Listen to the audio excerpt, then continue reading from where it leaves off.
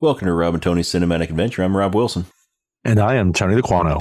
So, Tony, we're getting close to Thanksgiving, right? We are. And last year, for our Thanksgiving episode, we did Planes, Trains, and Automobiles, a John Hughes movie. And John Hughes has always struck me as more of a holiday type. Like, he just has a holiday feel to his movies. To many of his movies. Not all of them, but many of them. He's got a very holiday feel to them. And the ones that he's not the director of, but maybe he wrote the script or produced, all of them have that feel. Yeah. I mean, he wrote the script for Home Alone. You know, Chris Columbus directed it, but John Hughes wrote it. He obviously, very much a John Hughes movie. He obviously wrote and directed Planes, Trains, and Automobiles. And so let's, as we come up to Thanksgiving, let's do some John Hughes stuff.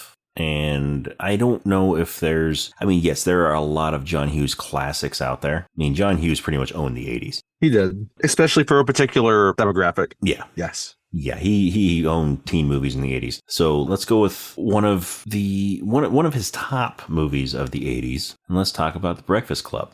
The Breakfast Club, which I think probably, it's hard to say which is the most enduring of his Brat Pack movies. There's Ferris Bueller and there's Weird Science and Pretty in Pink, which he didn't direct, but he wrote 16 Candles. You're like, which one do you go with? But I think The Breakfast Club might be, along with arguably Ferris Bueller, are the two that probably stand out the most of them. And I think, so let's go with that.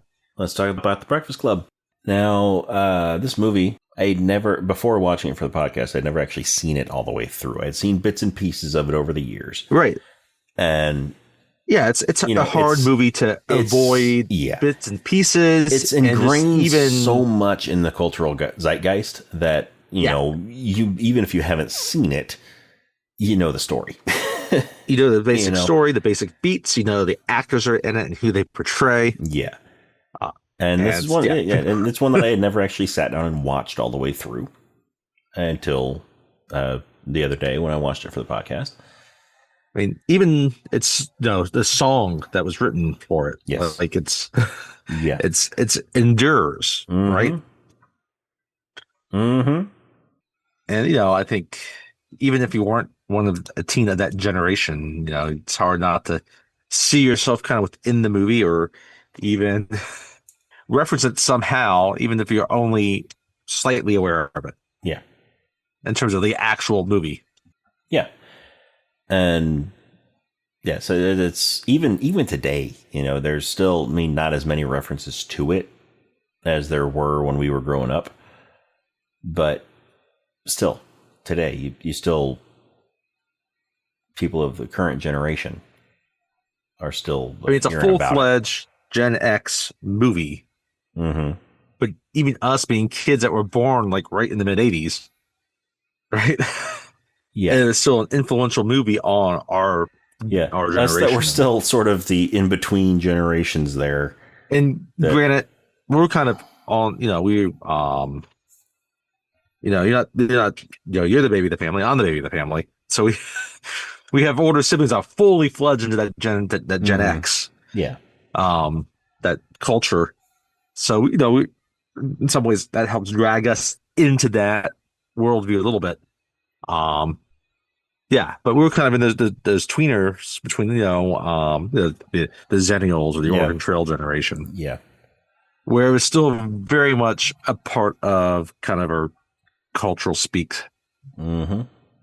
Because it's funny, like, I didn't watch this fully through until college.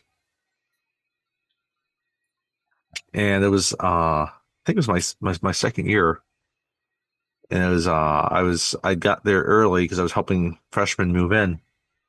And they did some movies on The Hill, right? And that's what one of the movies they showed was the Breakfast Club. We sat on the hill. We watched it. It was actually my first time watching it full way through. And I think I've seen it once the full way through since then. And now this is my third time. But again, there's so many pieces of it that you just see. There's clips out there everywhere, or you're flipping through the channels and like it's on TV and you watch 20 minutes of it, right? And the actors became so iconic in their own, iconic themselves, right? It's got Emilio. before he traded his wrestling leotard for hockey pads. I guess it was I guess it was after he traded the hockey pads for the wrestling leotard for the lawyer suit back to hockey, right? Mm-hmm. And then he tried to score with, Charlie's mom. Yeah.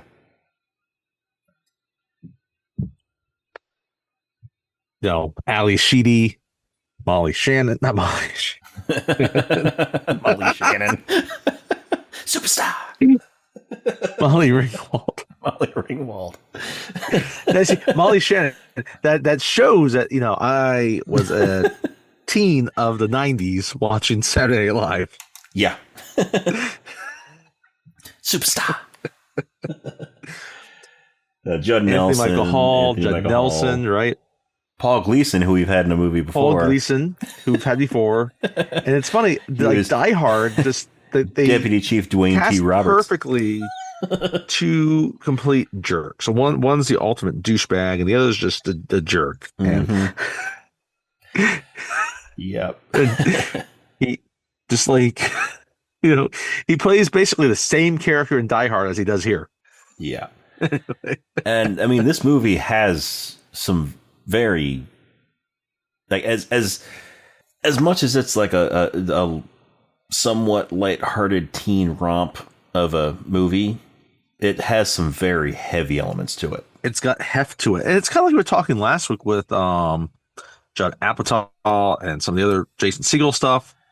When, definitely kind of adjacent towards, again, like, we're saying How I Met Your Mother and Scrubs and other comedies that tackled serious stuff at the same time and had real, emotional resonance to a lot of the plots, right?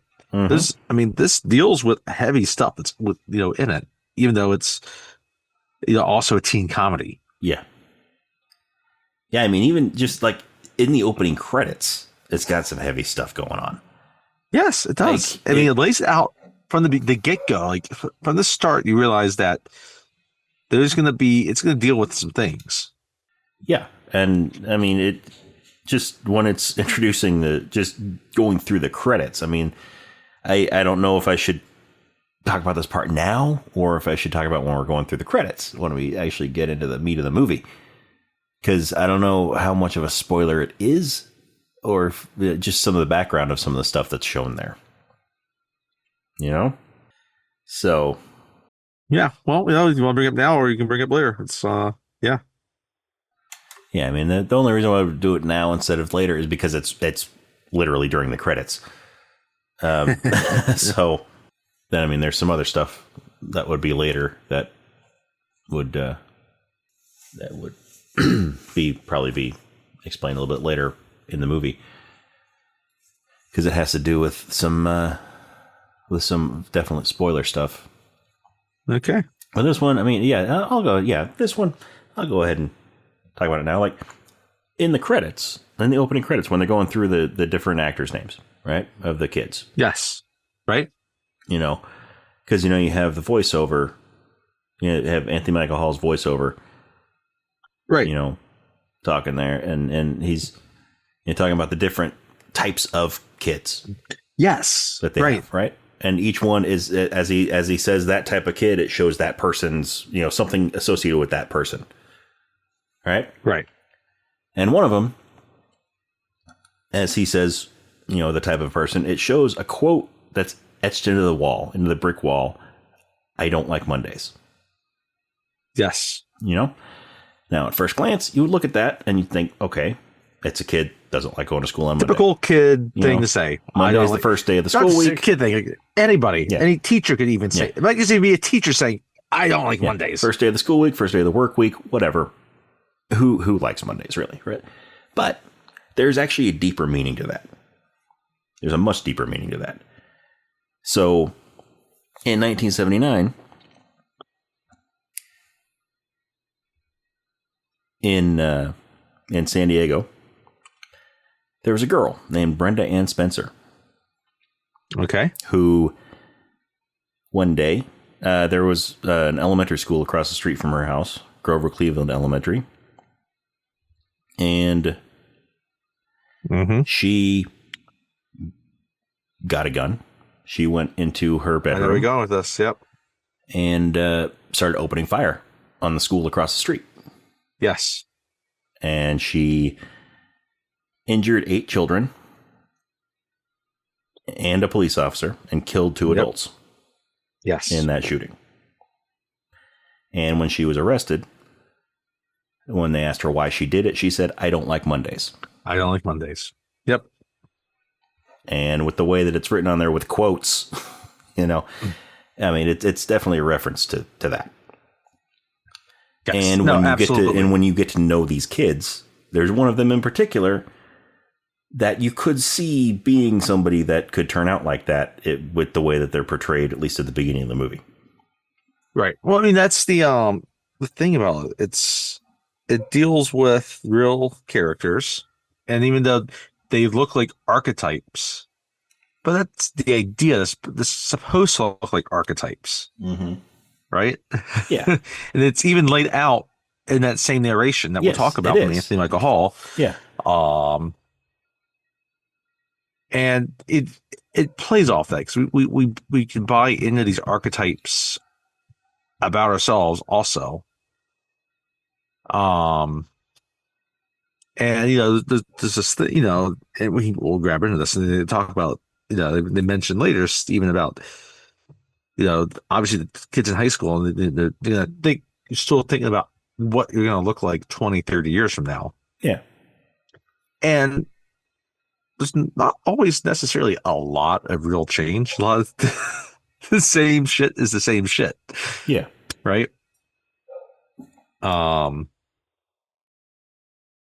Yeah, there's a resonance to that, but even in the middle of all that craziness and dislike of everything, there's still wackiness and humor, and so and that's why, I mean, again, that's it goes back to talking about shows like Scrubs and How I Met Your Mother, and what we liked about Forgetting Sarah Marshall. Where there's this real resonance to the actual storylines about what's happening and the real characters, even though a lot of what happens might be really, really funny. Yeah. Yeah. And, back to your whole, the archetype thing, each of these kids represents an archetype, but one of the main themes of the movie is the whole, don't judge a book by its cover kind of thing, Yes. They may be that archetype to the adults that are looking at them, but the kids or to other students that are looking at them or themselves. But these individuals themselves are way more complex than that. Yes.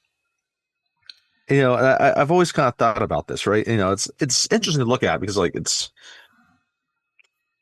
now, I can't speak a whole lot for kind of how, obviously the high school worldview to that. But yeah, it's not like, we went to high school in the late 90s, early 2000s, and you had still very much some of the same groups and people. Yeah. Right. And I'm sure it wasn't much different, 15 years earlier than this, and say the late 60s, early 70s, as opposed to the mid 80s. Right. Yeah, it's just kind of been the experience of high school for a while now, I guess. Maybe not, but yeah. And there's just, I've always kind of like, oh yeah, well, where did I fall within kind of those characters, right? It's like, I was definitely not the jock. Yeah. Definitely not the basket case, I think. Definitely not the popular girl. It's a kid that's doing all the clubs. It's not, that wasn't me. Yeah, I mean, not completely the brain, but then again, we did take Latin. We did. Yeah, I think of those people, of those 5, I think we both fall more into the brain than anything else. With little bits and pieces of others thrown in there too. Because we did take Yes. Latin, 4 years of Latin. Yeah, no, we picked 4 years of Latin over any other language that the school offered, which are pretty much all the languages that are offered in an American high school.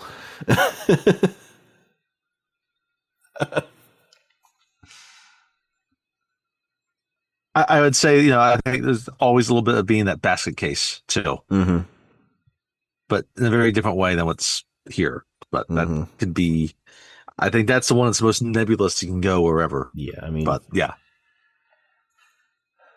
I don't know. I guess maybe a little bit of the jock in there just because I was in Taekwondo at the time. But I mean, that was the I was extent of also my in marching sports. band, so Yeah, I did Latin and marching band.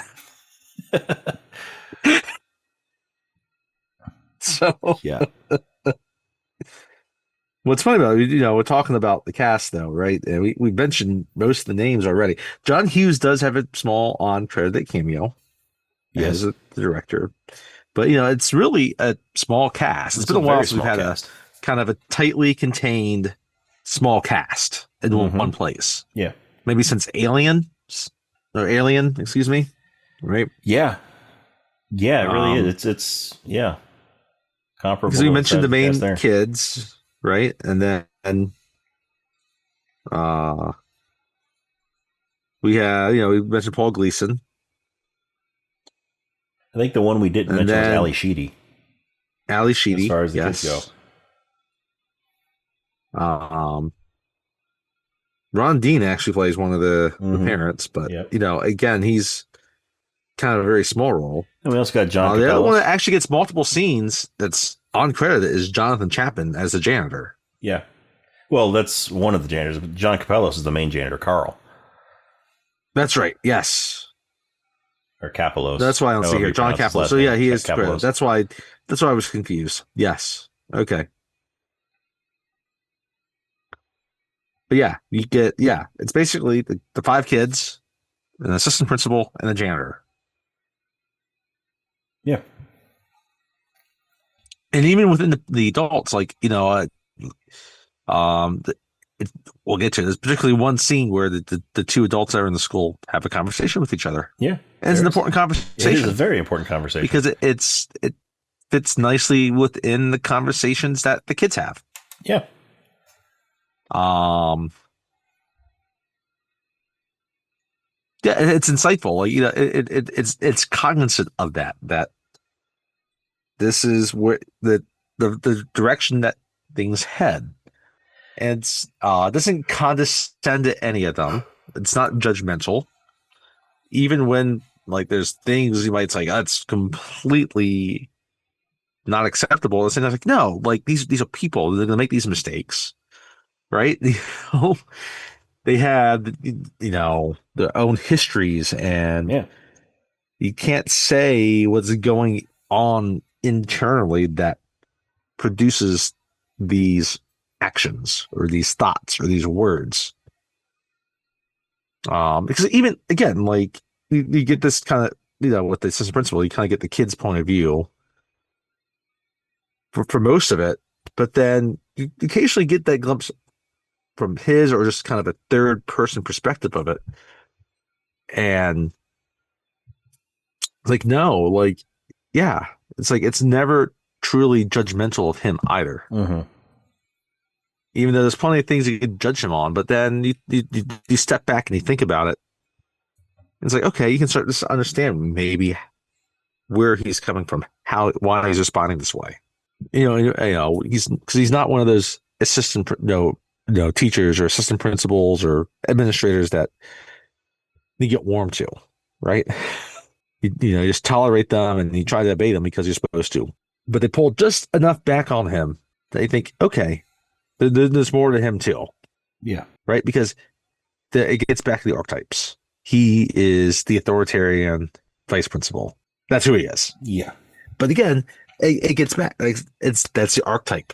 So, and again, Do you think it's anyway? I find it interesting. Do you think it's a coincidence that he in this movie he is the assistant principal, and in Die Hard he's the deputy chief? He's always second in command. Yes. He can't quite reach that. He's trying. Yeah, that's what he's determined in Die Hard. He's gonna make sure this happens. He's gonna get recognized, but Bruce Willis is there to fuck it up. Yep. And just when he thinks he might get it, the FBI arrives and two dudes named Johnson. They sideline him. They're there to steal the show. Yep. Until they crash on top of Nakatomi Plaza, and he has the infamous line, "We're going to need some more FBI guys." Yep, we're going to need some more FBI guys. And then also, do you think, so between Die Hard and Die Hard 2, John McClane moves from NYPD to LAPD. So do you think that he's still deputy chief at that time when John McClane comes over? It's a good question. Because I would think that if he still was, he would try to keep John McClane from getting on their force. Yes.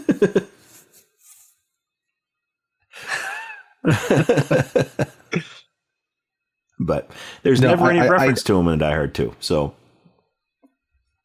anyway, we never find out. So that's for another movie. I don't know. And Die Hard with a Vengeance, he's back with the NYPD. Yes. So, yeah. It's back in the Big Apple. But he's on administrative leave. Mm-hmm. But we'll get to both of those movies. Yes, we will. We are big fans of both Die Hard 2, Die Harder, and Die Hard with a Vengeance. Yes. One has male nudity. Yeah, one, yeah. The other has Samuel L. Jackson. One has naked Tai Chi. The other has Samuel L. Jackson.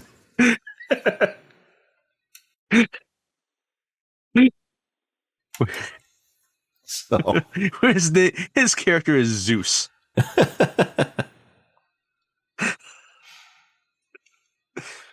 But at least in the one with naked Tai Chi, they used a fucking fire to see. Yes, they did. They used the fire to see. They used the fucking fire to see.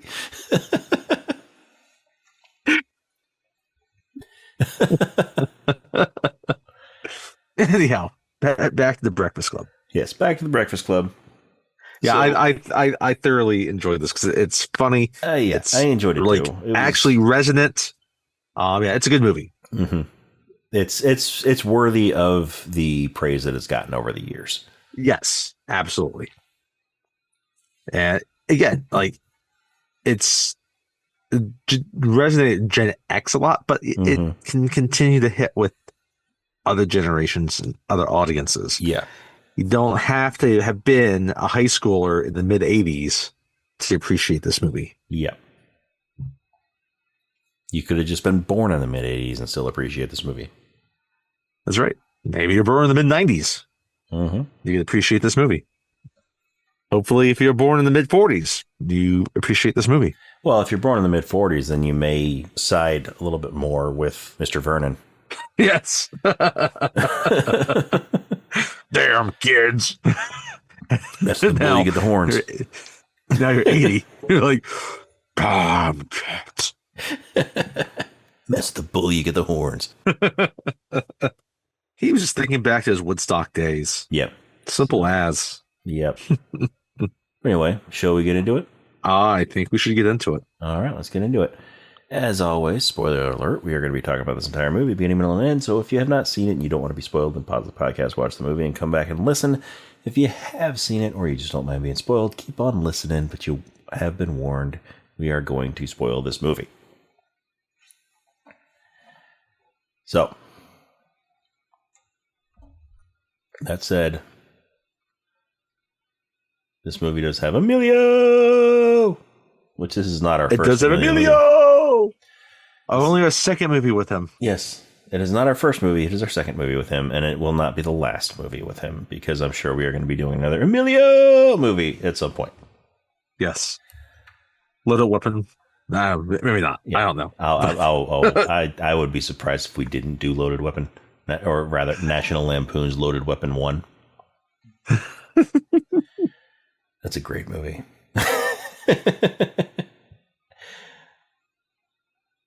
Or, one of the other Mighty Ducks movies.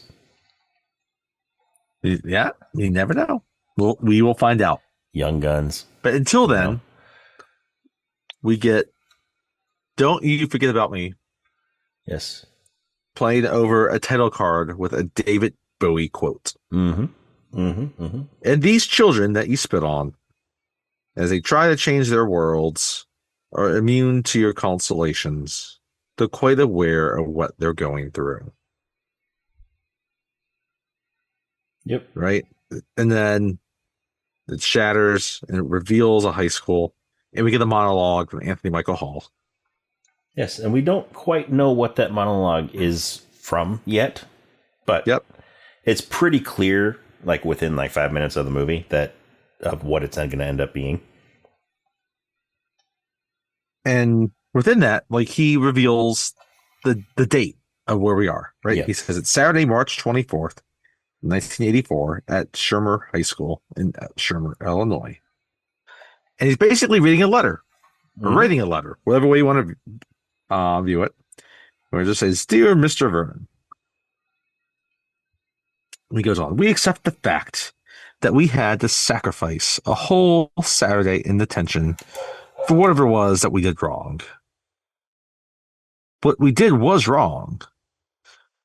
Right? And then I kind of like how when you first see this, you hear it, you might think, okay, do they really know what they did?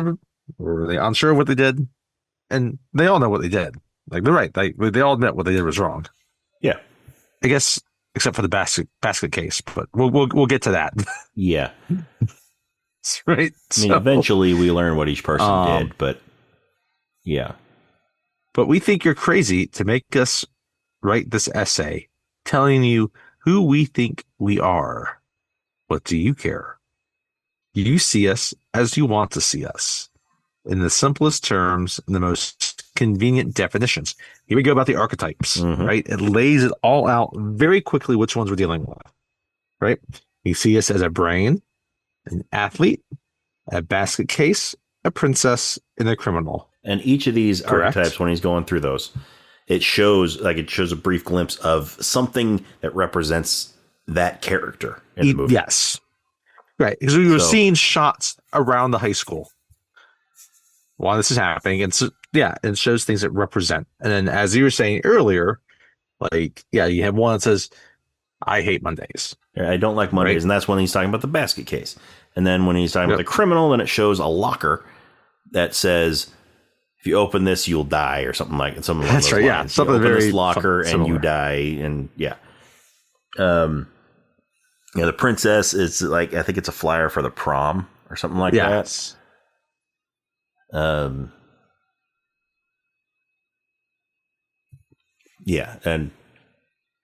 it's each, as he mentions each archetype, it shows something that is referencing one of the characters in this movie.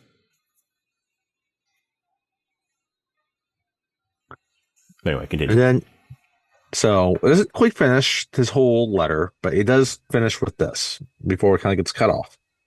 "That's the way we saw each other at 7:00 this morning.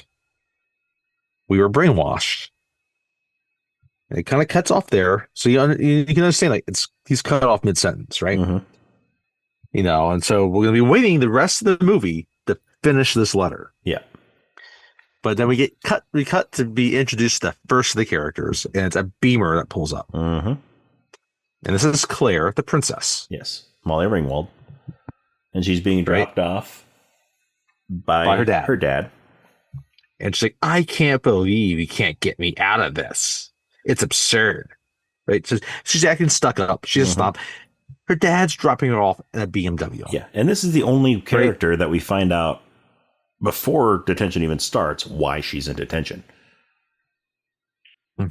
Yeah, because the next thing he says, "I'll make it up to you, honey." Ditching class to go shopping. Ugh. Yeah. So we Doesn't know. make you defect. Yeah.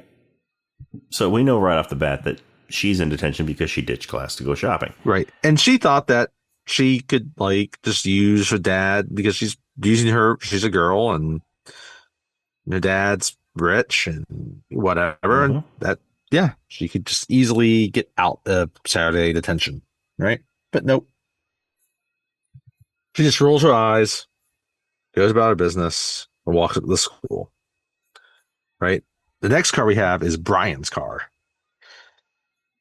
Yeah. This is more like a station wagon. You can tell, Yeah. right? The license plate says like E equals MC square. Yeah. This is the Brainy family. This is the Brainy family. And yeah, so Brian's in the front seat and his brother and sister in the back seat. No, well, yeah. Well, no, his sister's in the front seat. She's sitting in the middle. Right? Oh, wait, that's right. They don't that's have right. the center console. That's right. Yeah. You could still sit three. You could sit three That's people right. up Yeah. front back in the 80s. Remember? Yep. You could. And his mother's like, "Is this the first time or the last time we do this?" Yeah, I guess he doesn't have a brother, does he? Yeah, it's just him and his mom and It's his just sister. a sister. Yes. He's like, "That's the last." And she's like, "You use this time to your advantage. Mm-hmm. You're going to read every book in that damn library. Yes. You're going to memorize the entire dictionary." Yes, every word, even aardvark.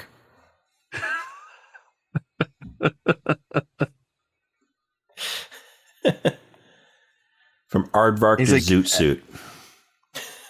And then it's like, "We're not supposed to study. We're just supposed to sit there and do nothing." It's like, "Well, you have to figure out a way how to do it." And of course, his little sister's like, "Yeah, Brian."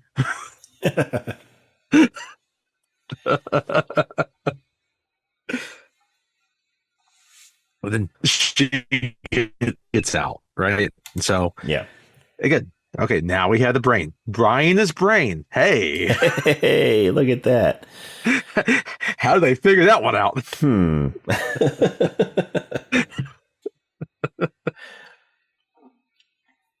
And then we get another car pulls up. I guess it's the truck. It's a Bronco. It's a truck. Is it a Bronco or is it a pickup? That's what I was saying. Like, I was trying to remember. Like, I thought, it was a Bronco. Might be a pickup. But anyway, maybe it was that type of idea. Either way, it's the jock. It's Emilio. It's a jock. Andrew Clark. But we're just going to call him Emilio. Mm-hmm.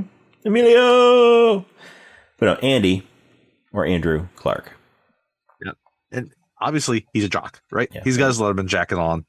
And his dad and is he tells his dad off. it takes pride in his son's athletic achievements. And right. Yeah. And his dad, he doesn't seem upset that he's in detention. It's like, he tells him, you know what? We all get caught once in a while. You know, it's okay.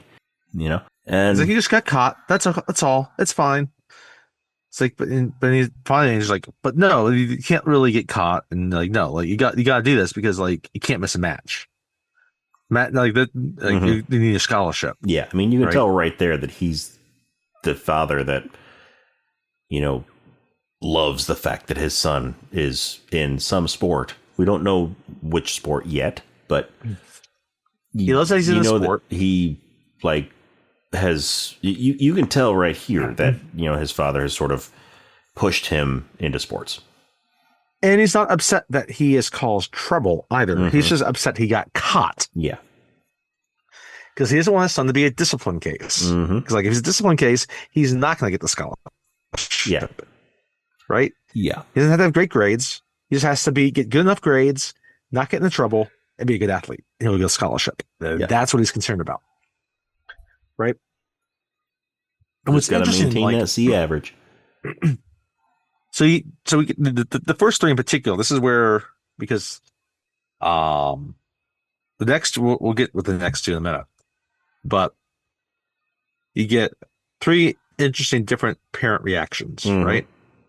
The one's like, "Oh, it's fine, honey. Well, you know, I'm sorry I couldn't get you out of it, but just you know, like you like ditch school, like okay, whatever. I'll take you shopping anyway." Yeah.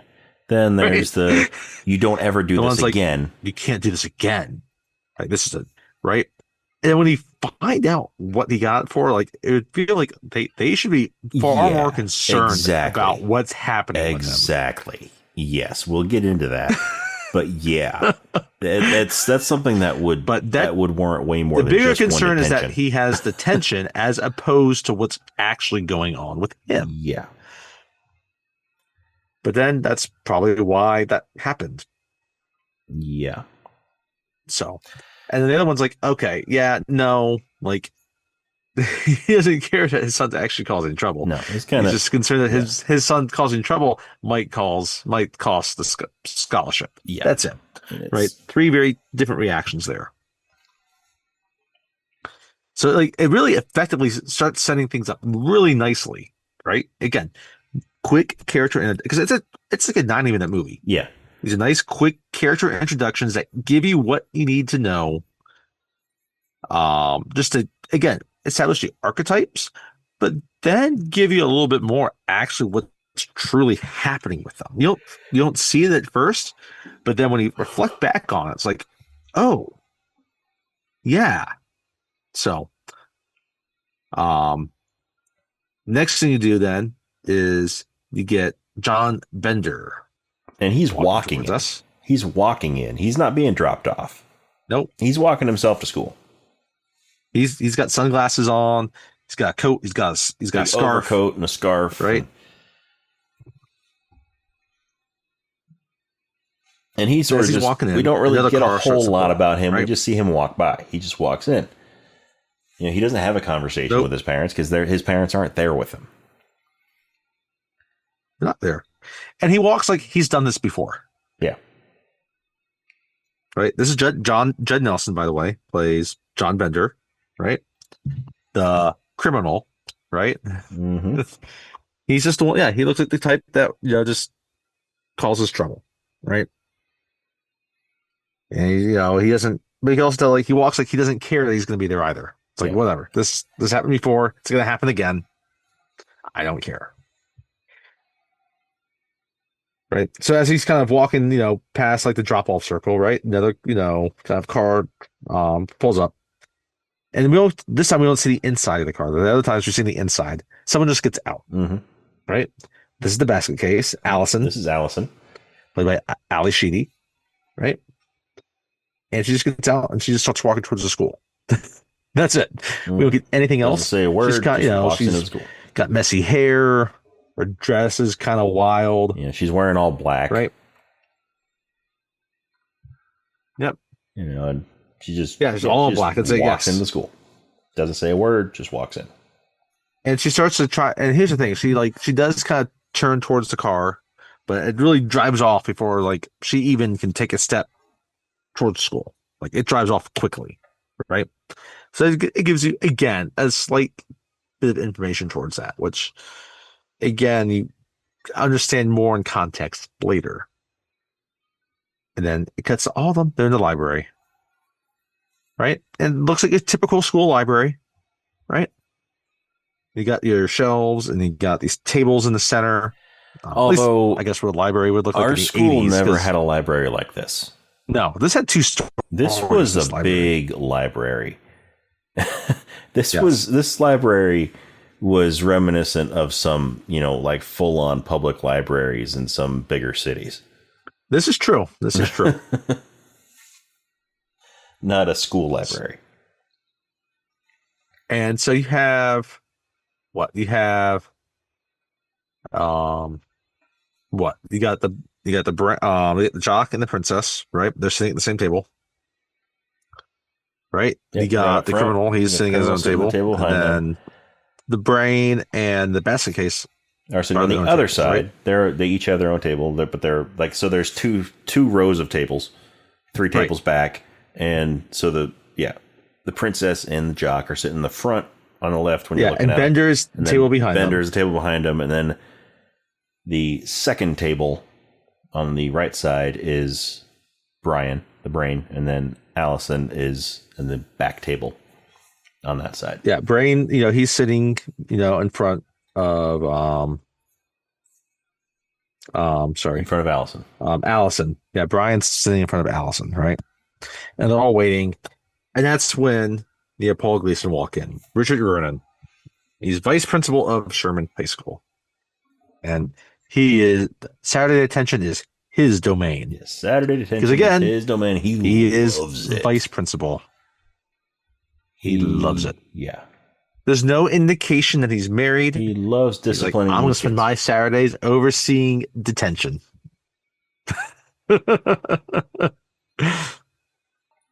Discipline is his middle name. The only other person who might be a bigger disciplinarian would be, why am I drawing a blank on his name? And Mr. Strickland, Back to the Future. Oh, yes. Mr. Strickland. Followed by Linda Hunt in Kindergarten Cop. Yeah, but she's fun. She is fun. Mr. Strickland just calls everybody slackers, and he's definitely a disciplinarian. This is true. You are correct. Linda Hunt at least has a heart. Heart. So, heart. And she gets excited when anyway. So he congratulates him for all being on time. But Claire, she's just raises her hands like, "Excuse me, sir, I don't think I belong here." Right? And and he doesn't even respond to it. It's like, no, it is now 7:06. And you got the next 8 hours and 54 minutes, or my time. 7 hours and 54 minutes. You're going to be here. What was that? Wasn't it 7 hours and 54 minutes? Oh, 7 hours. A total of 8 hours. Sorry. Yeah. Total of 8 hours. Right? And he's like, you're going to spend all that time to ponder the error of your ways. Right? And both of them, three of them like, oh, why do we have to be here? Can't believe we did this.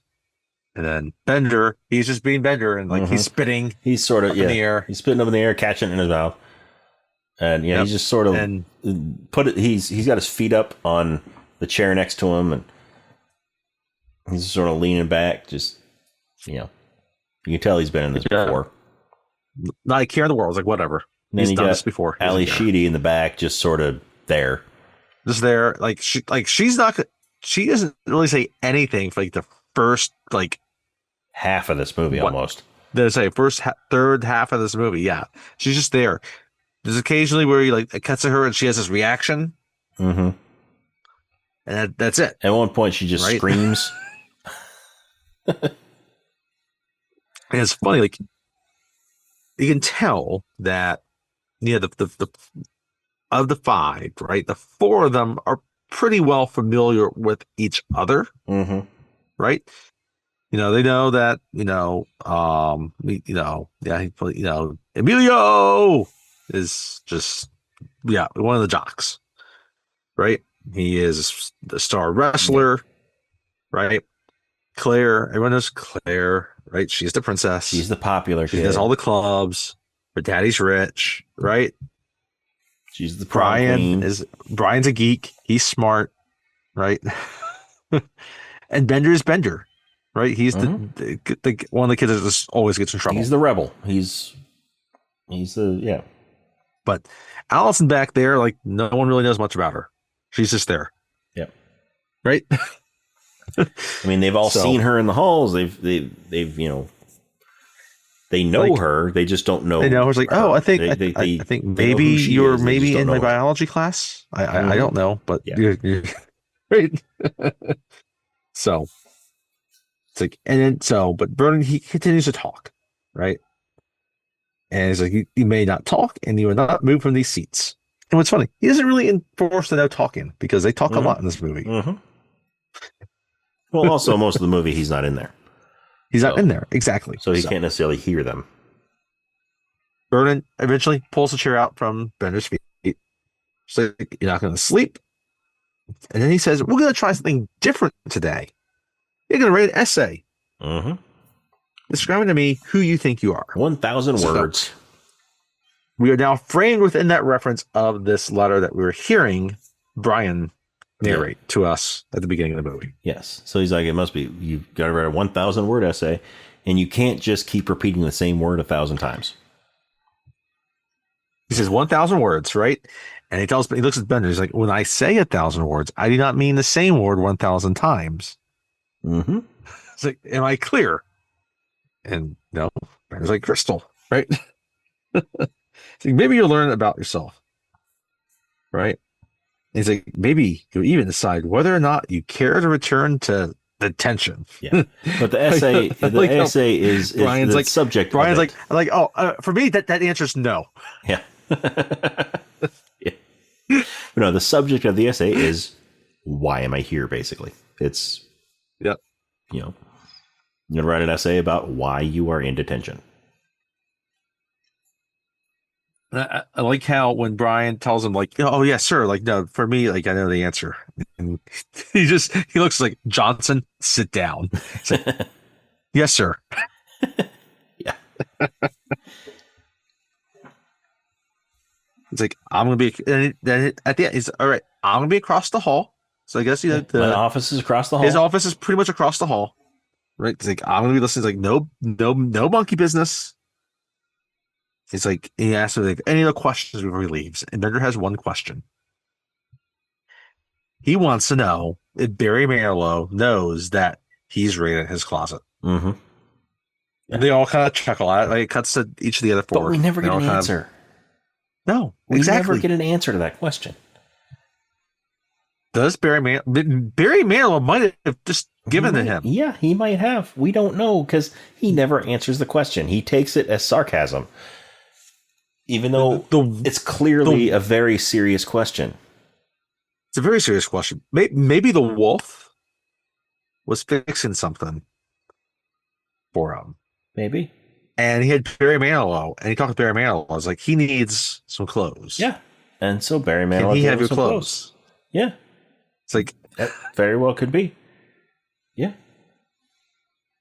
Because it wouldn't be right in the closet. It was just willingly given to him. Mm-hmm. Yeah. Could be. But anyway, so he goes over to his office across the hall. He leaves the door open to the library. Hear them, so they can hear so to them, speak. Even though he's just kind of going over there to hang out in his office. He doesn't seem to be really paying much attention to them at all. Which, like, granted, this is the 1980s. What's he going to do in that office? It's a tiny office, too. Like, if it was today, like, okay, he could just surf the net. Mm-hmm. This is 1984. There's computers, but he doesn't have access to the internet. No. If he has a computer, it's just for word processing. Mm-hmm. Yeah. So. Which is why he later raids the basement, but we'll get to that point later. Mm-hmm. Yes, we will get to that. Because that is a very important piece of his character. It is a very important piece of his character. An incredibly important piece of his character. So instead, he leaves them there, and they're just all kind of looking around, and then also they kind of hear this like crunching noise, and they look back, and it's Allison. She's biting her nails. Mm-hmm. Really loudly. Like, I have never heard anybody bite their nails that loud. Like, that is so loud. If all those books weren't in there, it would echo in that room. If all those books weren't there to absorb the sound. Bender makes a comment, and they're all looking around. We get back to Brian, and you can see he's playing with his pen. And he's thinking, like, who am I? Right? Mm-hmm. Like, he's taking this seriously. he's like chewing on it. Like, he's putting his pen in his mouth and sort of like writing, like drawing around with it, and like in his mouth and all that. And then he notices he's doing like a thinking exercise, it seems like, right? Yeah. Then he notices that Bender is looking at him, and he realizes that his pen's in his mouth, and so he takes it out. He's all embarrassed, and he's like, okay. That's right. Like what he's just like, it's like, I am a walrus. Yes, I am a walrus. He's got it hanging out of his mouth like a walrus tusk. I am the walrus. V.I. Lenin. Let him.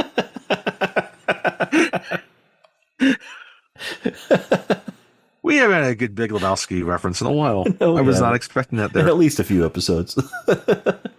Or maybe the last episode, I think there was one. But no. Yeah, so they're all... Go on, sorry. No, so they're all in there. Is this when Allie She's drawing a picture, or is that a little bit later? Because she's just sort of in her own little world in the back. Might be here. Yeah, she's like drawing a picture. It's like She this is doing really her own like thing. she's an excellent Yeah. artist. Like she's drawing this Yeah, she house stopped and biting her nails and like, she's like drawing, doing her thing. and, you know, she's using that paper that Mr. Vernon gave out to write the essays, and she's drawing a picture on it, and it's like this house, this, you know, it's a really good drawing. Actually, it might be a very good way to express who she thinks she is. Yeah. And without using words. And then she thinks it needs a little bit extra. It needs a little bit more than what she's done with the pen. And so she sort of puts her head down and runs her hands through her hair. And we notice she needs Head and Shoulders. Because all this dandruff falls on the paper and it looks like snow. Yep. And that's what the picture was missing. It was missing snow.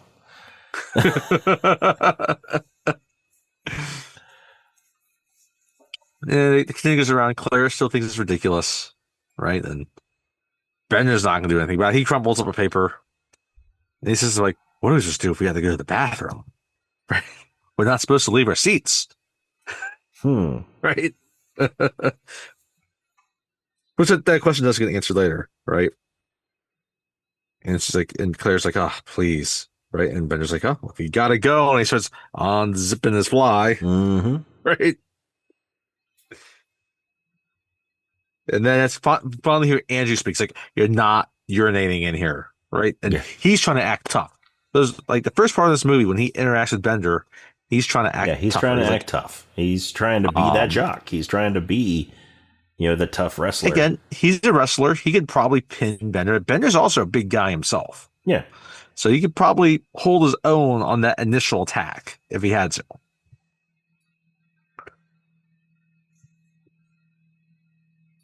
And so they kind of go back and forth on that. And he's like, you know, if you whip it out, you're gonna be dead before you know you hit before your first drop hits the floor, right? Mm-hmm. Yeah. So the two of them are kind of at it with each other for the first chunk of this movie. Yes. And then, you know, it's like, yeah. So they kind of go back and forth. Like, yeah, if I lose my temper, man, you're gonna be totaled. And Ben's like, totally? And Andrew's like, totally. That's a very 80s way of saying it when you think about it. Yep. Coach has to interject, no one's interested. And that's where we first kind of get kind of this interesting kind of group dynamic or clique dynamic of like tension, right? Because, of course, like, you know, Claire and Andrew are going to kind of fit side by side because she's in the popular group with the girls and the jocks get to be popular, mm-hmm. right? Yeah.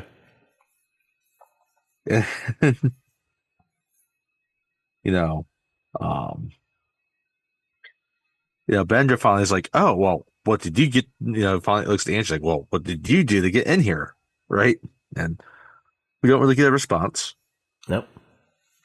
But Brian has to interject. He's like, don't you think we should just write our papers? Like the good little nerd that he is. Nerd. Oh, sorry, wrong movie.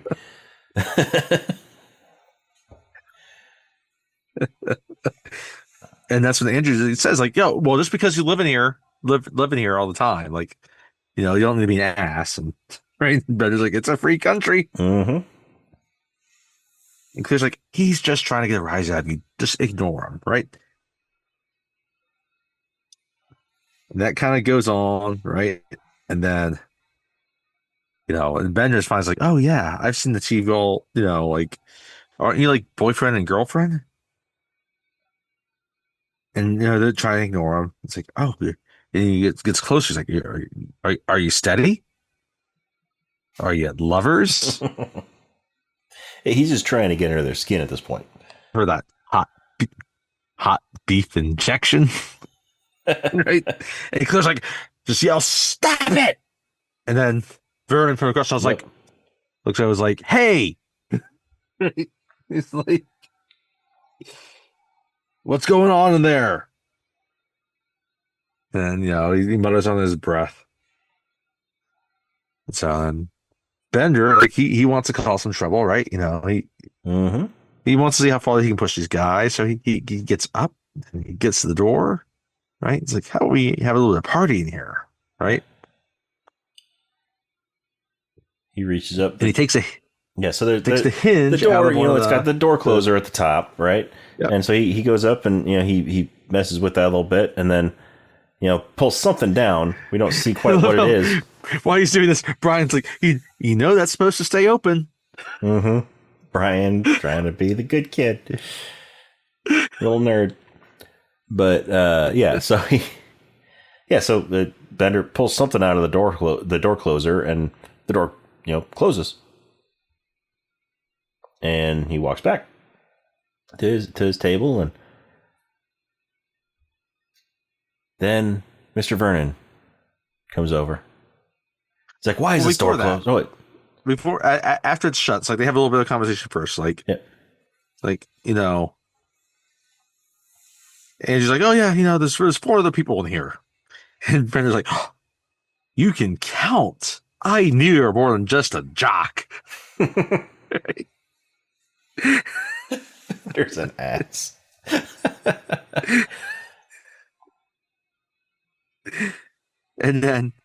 But then that's when Angie, like Emilio, who's like, you might as well not exist if you weren't even here.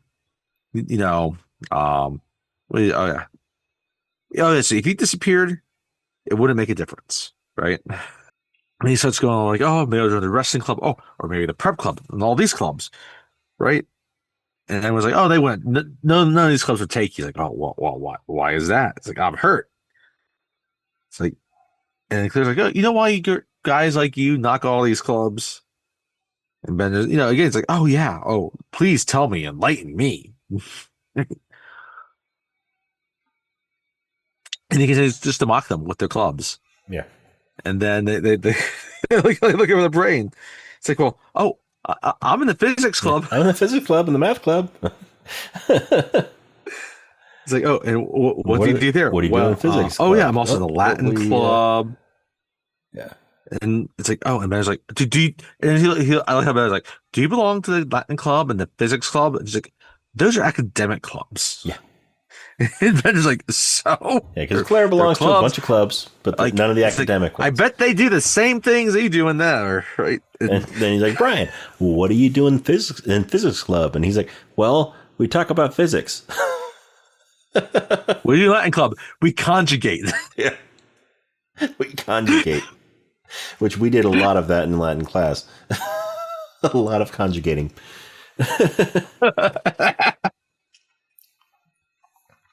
When we weren't translating the Aeneid, we were conjugating.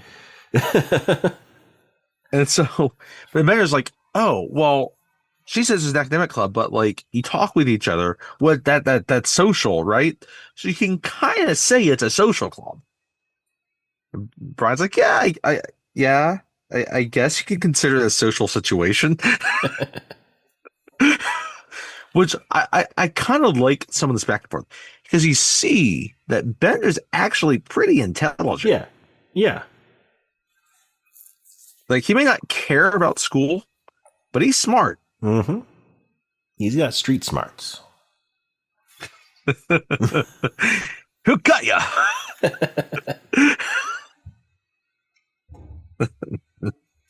But no, you can tell that he knows more than he's letting on.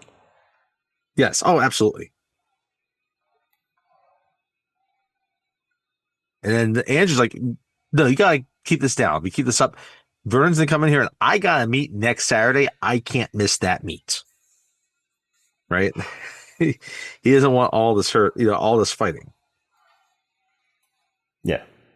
And he wants to get through this one detention day and never have to be in here again. Yep. So he wants everything to go as smoothly as possible. But they get loud, and finally they hear Vernon moving around the hall. So Ben quickly gets back in, and Vernon comes in. He's like, "Why is this door closed?" And it was like, It's like, I don't know. Like we were all just sitting in our chairs. And it just fell. Closed. I guess something just. It's like, and Vernon looks at Ben. He's like, "You took something out." It's like, I was just sitting right here. I was just sitting right here. How do I know if a screw fell out or something? And everybody covers for him. Mm-hmm. And then and then, Mr. Vernon is like, I know you pulled a screw out of there. Why did you pull a screw out? It's like, I didn't do anything. If a screw fell out, it just fell out on its own. Like, how's that happen? And he looks around, and everyone's like, I don't know. Most of them, they're all kind of speaking, but you still got Allison back there, and she's just still being quiet. Mm-hmm. She's just kind of heads kind of down. She's just minding her own business. Minding her own business, right? Claire's like, yeah, we were just sitting here like we're supposed to, right? Even she's like, it just closed. Yep. Vern just keeps looking at Brenda's like, give me that screw. And he's like, I don't have a screw. Like, I don't have it. It's like, screws fall out all the time around the world. I love how Claire's like, excuse me, sir, why would anyone steal a screw? Brian's right. He kind of chuckles at that. It's like, and then, so he goes to Andrew, like, Andrew, help me. Right. So he's going to prop the door open. He wants to prop the door open. So with like the magazine stand, or the periodical stand. He gets the biggest periodical stand he can find. There was something that they could have gotten something smaller. They could have found something smaller and something heavier. Yeah. Or there had to be it's a library. There had to be a desk in there somewhere they could have used.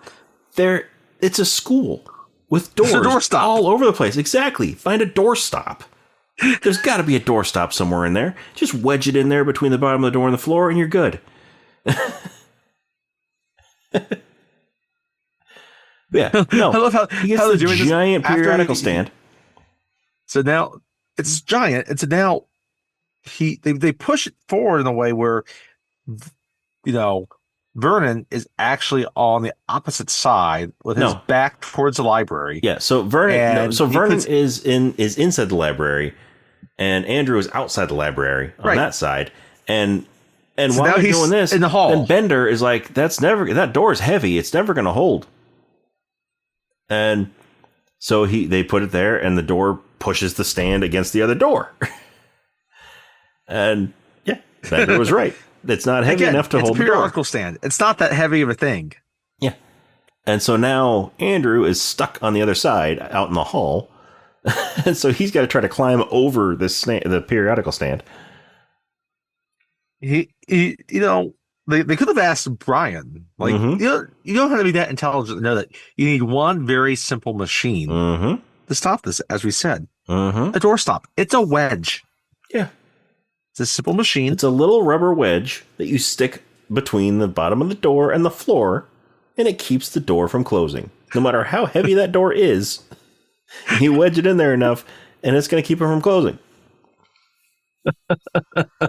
But yeah, so for whatever reason, Vernon thinks that he should be on the side of his back towards the library and put Andrew on the other side. So once they put it out there, it puts Andrew into the hallway, and he's in the library.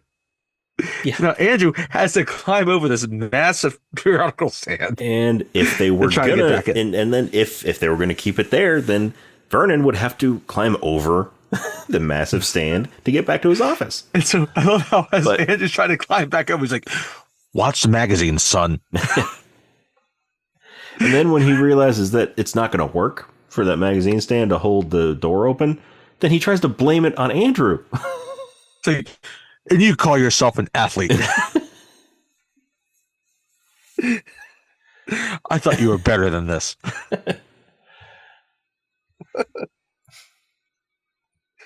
And then, like how Bender, he just kind of like, that's clever, but I think that's violating a few fire codes. Yeah. That's what ultimately makes it not, makes him want to move it. Because it's violating fire codes.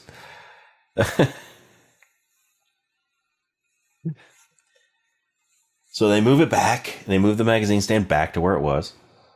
And I love how, and he just leaves the door closed. Looks at Ben, he's like, you're not fooling anyone. I know you stole it. And Ben just says, eat my shorts. He's like, do you want another Saturday? Which I get, He's like, next week, you're right He's here like, with me on next Saturday. You bought yourself another one. And it just goes back and forth. Mm-hmm. And they go, I love how, and then he loses count. He's like, how many is that? He loses count, like, no, that's 8. And Brian's like, excuse me, sir, that's 7. Yeah, Brian's like, that's 7. Like, that's 8. I love how he gave Bender an extra one because Brian butted in. It's like, the next 2 months, I've got you right here every Saturday. But Vernon here, like, even reveals his own biases. Like, these are biases that go back to when he was probably in high school. Yeah. When Brian interjects, he says, "Shut up, Pee-wee." Yeah. Right? Yep. It reveals his own self from those days. Yeah. That has continued on. Yes. That he was most likely a bully when he was in school. Yep. And then he looks at Bender. He's like, "You're mine for the next 2 months. I gotcha." And Bender's like, "Well, I'm thrilled." He's like, "I bet that's what you want them to believe, that you're this big, tough guy, right?" It's like, if you should, do something with yourself inside, less time trying to impress these people. Yeah, then you get the famous line, you mess with the bull, you get the horns. Yep. And then he goes outside the hall and just kind of Bender just kind of screams it, but whispers it. Yeah. Right? I mean, Judd Nelson's great in this role. Yeah, he is. They all play their roles really well, but he's definitely one of the strongest. Right? And so they kind of continue. It's kind of just quiet. It goes back and forth between all the characters are doing different things, right? And finally, Vernon comes back in. It's like, all right, Hugh has to go to the laboratory. They all raise their hands, right? So it's bathroom time. Cuts back. It's close to 11 o'clock, and like Bender's he's got a library book. He's just tearing pages out. He's just sitting there. He's just tearing pages out of the library book. Brian's like, "Oh, isn't really silly." Brian's like, "That's school property. Can't do that." And then he's like, Bender's like, "It's wrong to destroy literature. It's fun to read, and Molette really pumps me up." And Claire's like, Molière. Yeah, Molière. That's right. And again, they keep going back and forth. And then finally, Andrew and Claire decide to have their own conversation. It's like, "Oh, aren't you grounded tonight?" It's like, "Yeah, I don't know. My dad was kind of cool, but my mom, she was really upset." And she's like, "Well, there's a big party at, this guy's house. Like, his parents are off in Europe.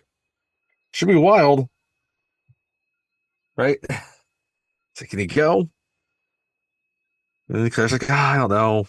They're strict." And Bender's like, "Okay, well, no, it seems like your dad's one way, your mom's the other way. Like, what do you do decide between the two?" It's like, "Oh, what do you mean?" Like, "Well, like, if they got divorced, like, who would you want to live with, your mom or your dad?"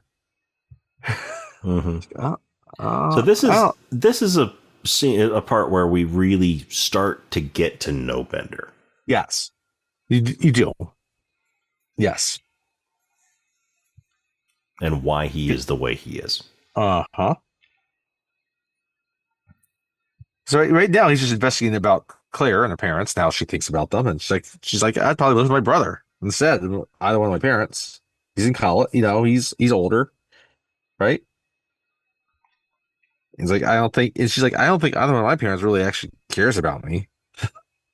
Right? They just use me to fight against each other.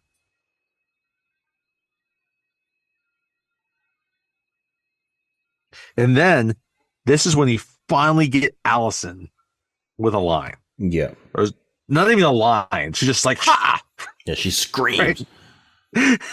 And everyone looks back at her, and she looks embarrassed that she uttered a noise. Yeah. She looks back down, tries to hide again. Right? right? And she, she's got hair just kind of hanging in her eyes, and she's also kind of blows it out. Mm-hmm. So, and then they continue their conversation, and Ben just he keeps prodding. He wants to know about the relationship with the parents, Mm-hmm. right? And finds like, he asks Angela, "What about you? Do you get along with the parents?" He's like, "Yeah." You want me to say that I don't, right? And if I say yes, you can call me an idiot. Like, no, I'm going to call you an idiot anyway. But anyone that says they get along with their parents right now is a complete liar. Again, that's Bender's perception because that's Yeah. all he knows, Yeah. which we're going to find out very soon.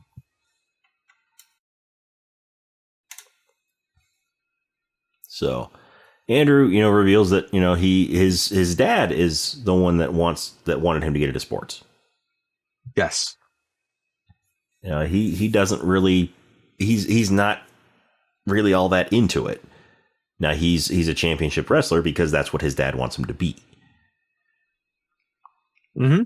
And he's got the physique that he can do it, but yeah, but he's allowed himself to be driven by his dad.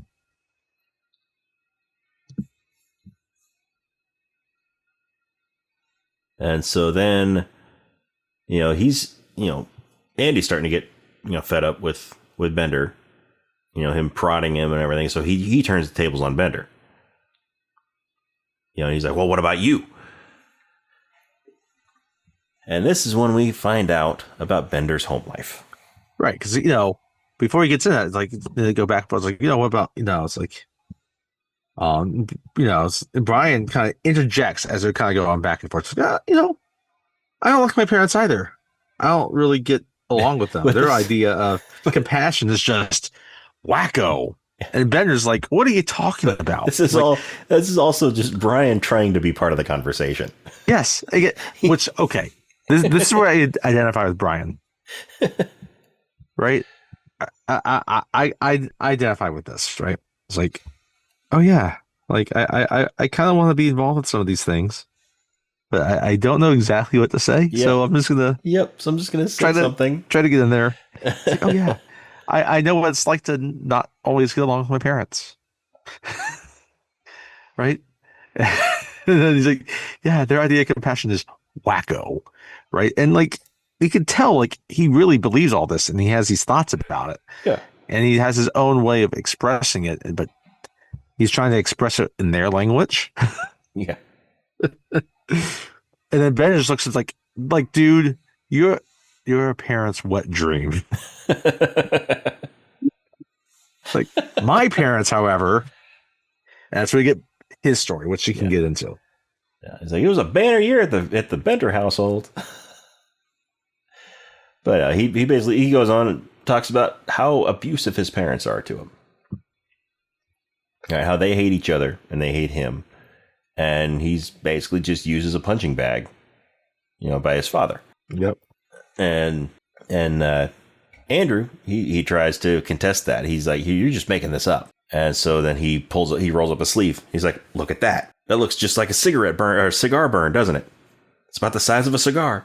And he's got this burn on his forearm, showing that his dad's putting out cigars on him. And so that kind of shuts everybody up about getting on Bender's case for the time being. Yes. And they interject some of these revelations. It's not all at once. They happen at different points, which I think is a good idea. Yeah. Right. It's just stuff that gradually comes out. It slowly comes, right? And like this might have actually happened even before that. There's like even a conversation with Bender where he's trying to talk with Claire, and it's like, it's a high school movie. At some point, the topic of sex has to come up. Oh, right?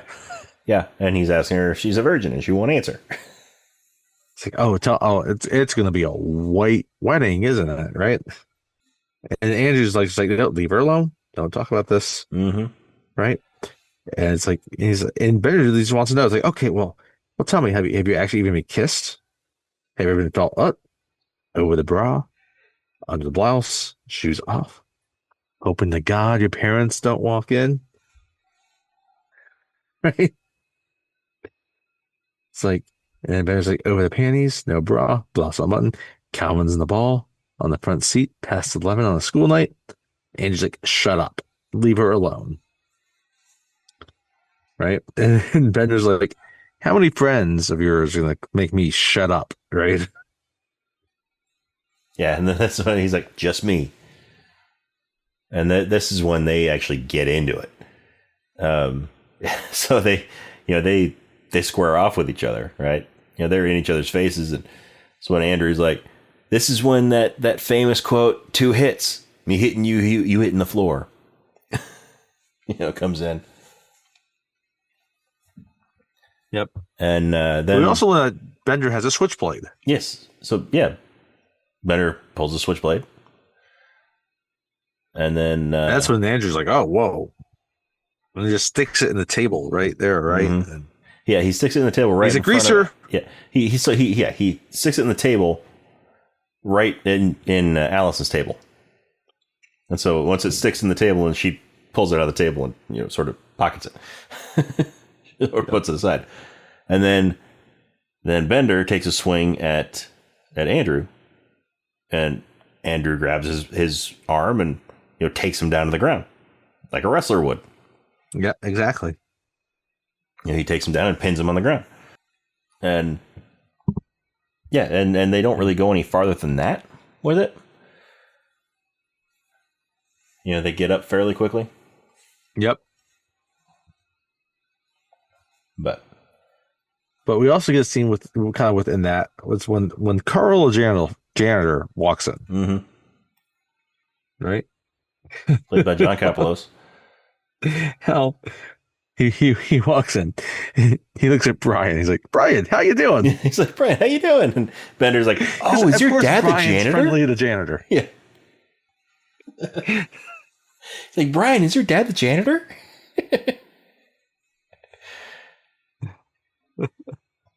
But Bender knows, like, there's his name. He's like, Carl. Like, Carl's like, what? Can I ask you a question? How does one become a janitor? And Carl's like, you want to be a janitor? It's like, no, I just want to know what kind of mistakes you made. I just want to know how one becomes a janitor. So that I can avoid those mistakes in my life. Andrew here is very interested in pursuing this career and pursuing the custodial arts. That's right, yes. And then Carl, he's smarter than he looks too. Mm-hmm. Carl is like, well, here's the thing. You guys think I'm an untouchable peasant? I'm a peon? Well, here's the thing. I've been following a broom around after you shitheads the past 8 years. I've learned a couple things. I've seen your letters. I've seen your lockers. I've listened to your conversations. You don't know that, but I do. I'm the eyes and ears of this institution. Oh, yeah, that clock. It's 20 minutes fast.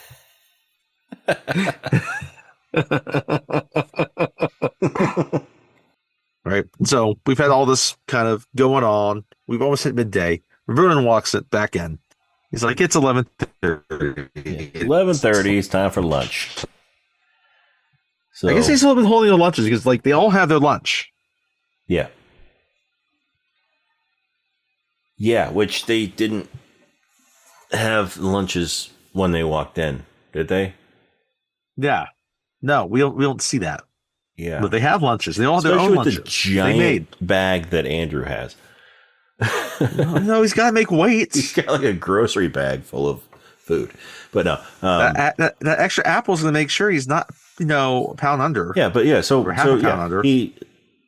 So Mr. Vernon comes in and he's like, time for lunch. And Bender starts asking about milk. Are we going to get milk? Everyone wants their milk in a cardboard carton. Like, are we going to get milk from the lunch ladies? And then he's like, I think the cafeteria would be more suitable. Yeah. And Vern's like, I don't care either way. You're eating lunch here. That's when no. Yeah, Andrew asked about the milk, and then Bender's like asked about about the lunch ladies. No, but when he does, he's like, Dick, excuse me," because for some reason, Dick is a nickname for Richard, Yeah, I never understood that. Why and Dick is a so nickname for Bender Richard. uses it perfectly to just insult him by calling him Dick. Yep, even though technically that's his name. But yeah, so Mr. Werner decides, okay, well, if you need something to drink with your lunch, so he sends Andrew and Allison to the teacher's lounge, where there's a Coke machine, and he sends them to get beverages for everybody. They're talking. Andrew decides to talk with her. Yeah, right. And this is when we actually get lines from her. This is when she actually starts talking. Yeah, and first she doesn't answer first. Mm-hmm. It's like, okay, well, no, what did you drink? And she still doesn't answer. And finally asks, okay, yeah, but he doesn't ask. He says, forget I asked. Then she says vodka. And then she says, vodka. He's like, when do you drink vodka? He's like, whenever. He's like, a lot? She doesn't say anything. She just smiles. Yep. It's like tons. But she's finally opening up to somebody. She says nothing. Yeah, she's finally opening up to somebody. She's speaking. You go, Allie Sheedy. Again, Allison. Allie. Yeah. Yep. And then she asks, oh, well, why are you here? And Andrew's like, he kind of actually opens up a little bit to someone who doesn't really know, right? It's like, because my coach and my father don't want me to blow my ride. Have a very interesting dynamic in this movie. They do. And he just says, like, oh, yeah, well, I get treated differently because, my coach says I'm a winner. So does my old man, but I'm not a winner because I want to be one. I'm a winner because I got strength and speed, right? Again, like, he realizes, like, he's got these athletic gifts, but he doesn't really want them. Yeah. He would rather be doing something else. He compares himself to a racehorse. Like, okay, people see he has this gift and they just want to use it for their own benefit as opposed to caring about him. Mm-hmm. Yeah. And then Allison's just like, oh, that's interesting. But why are you really here? Right? It finally cuts back to the library. Bender, he's looking through a book. He looks at Claire's like, hey, Claire, you want to see a guy that has elephantitis of the nuts? Claire's like, she's like, no, thank you. Like Bender's like, how do you think he rides a bike? He probably doesn't ride a bike. He probably does what they do at South Park and use it as a hippity hop.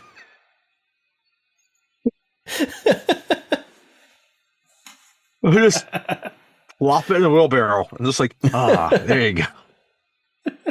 Or theoretically, you could ride one of those massive bicycles that has that massive front wheel. Yeah, the first design for a bicycle. Yes. The very first design for a bicycle did not have wheels that were the same size. Had a giant wheel and a tiny wheel. If you had a unicorn, the giant wheel that you sit directly on top of, you could ride one of those.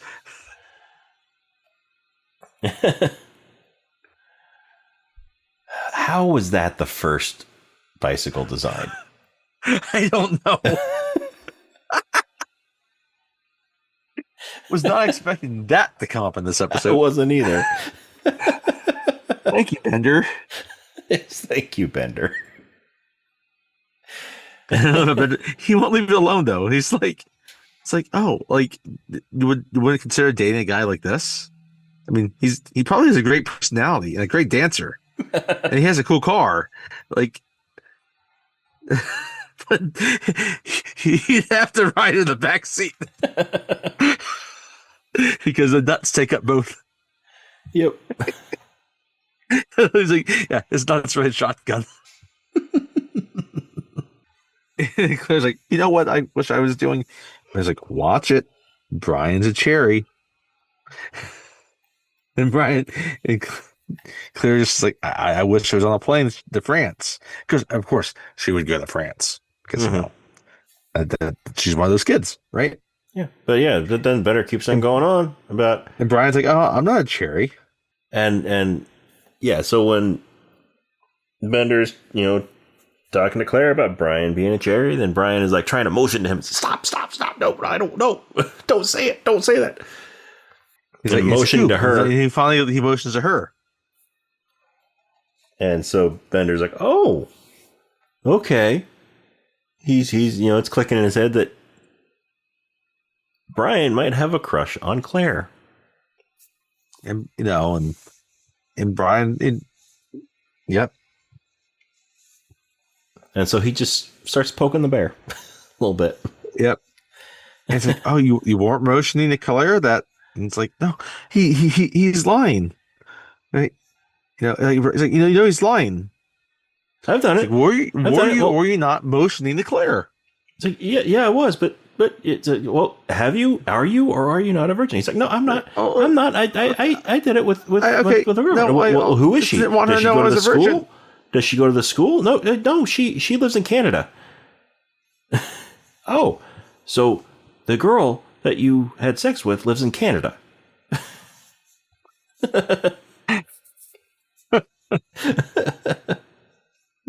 No. I just don't want Claire to know I was a virgin. Yep. Because like what? And Claire's like, why do you want me to know? It's my own personal business. It's private. And I was like, doesn't sound like you're doing any business. And Claire looks like, I think it's okay for a guy not to be a virgin. No, she thinks it's okay. I think it's okay for a guy to be a virgin. That's right. Yes. and Brian's completely changes the. So I think it's okay for a guy to be a virgin. And Brian's like, you do? I have a chance. At the end of this movie, he does not. No. In fact, he will be the odd man out. I don't understand that certain pairing. Like one of the pairings I totally understand. But one of the pairings at the end of this movie, I really don't understand how that came about. I don't understand. I don't either. But we can get to that. Yeah. But what's interesting about this is like, I think this, by the time we were in high school, I don't think this conversation was as huge about who is and who isn't a virgin. Mm-hmm. But that used to be real like talk. Anyway. Yeah. So now they had their lunches. And they had their lunches. And they're all sitting in their seats. Andrew, he's got a huge lunch. So everybody pulls out their bag lunches and stuff. He pulls out a grocery bag. And he pulls out like 3 or 4 sandwiches and a big old bag of chips, like a full-size bag of chips. And it's like he just went grocery shopping and he's just unloading his bag. Yep. And then Claire pulls out sushi. Yes. Claire pulls out sushi. And we're talking about like actual sushi, raw fish sushi. She pulls out like a bento box and opens it up, and there's sushi lined up inside it. She had to be storing this in a fridge. Mm-hmm. Yeah. Which again brings up our topic earlier, and people are like, "What?" In Bender, Bender's like, "What are you eating?" It's like it's sushi. Right? It's like, and like again, she's the the spoiled girl. Like, I'm sorry, like I love sushi. I love sushi. Sushi's delicious. But in high school, there's no way I was eating sushi. Yeah. And if I was at detention, there'd be no way I was eating sushi. Yeah. At detention. So then Bender goes around to each person to see what they're eating. He comments on everybody's meals. He looks at Brian's. It's like, Brian's like, he pulls up Brian's peanut butter and jelly with the crust cut off. And apple juice. And apple juice. A box of apple juice. He looks like, did you want to marry Mr. Rogers? And each person also No, because Mr. Johnson. yeah, because Andrew and Allison went to the teacher's lounge to get drinks for everybody, so everybody has a can of Coke also. Yeah, that's right. Yes. But yeah, Brian's got a juice box and he's got a sandwich with the crust cut off. I love how he's like, here's my impression of life at Bry's house. Son? Yes, Dad. How's your day, pal? Great, Dad. How's yours? Maybe this is when, because this is when we find out It's about after Bender. this conversation. Yeah. Super. Say, son, I'd like to go fishing this weekend. Great, Dad. And I've got homework to do. That's all right, son. You can do it on the boat. Gee. Dear, isn't our son swell? Yes, dear. Isn't life swell? Yeah, and this is when Andrew's like, well, what's it like at the Bender And household? then he's like, oh, well, what about your family? Yeah, so this is when he gets into what we talked about earlier. Yes. There's a Banner. He's like, yeah. It was a Banner year at the Bender household. He talks about, like, his dad being up his mom and being up him. And he's like, I don't believe you. Like, no. Yeah, and that's when he shows him the cigar burn on his arm. But then there's a scene within there, I guess, like when they look at Allison and her lunch, you can tell she made her lunch herself. Yeah. It's a sandwich. She's putting all this different crap on it, and and she finally adds potato chips on it. Yeah, because she tries to eat it. She's basically making her sandwich there. She puts like Captain Crunch on there. Well, no, that's the important point. It's like it's not even pre-made. Like she just makes it there. Like it's Captain Crunch, of stuff. There's potato chips. It's whatever she has. Gets a couple pieces of bread out. She just starts crumpling everything up on it and dumping everything on there between the bread. She puts the two pieces of bread together. She picks it up and tries to eat it.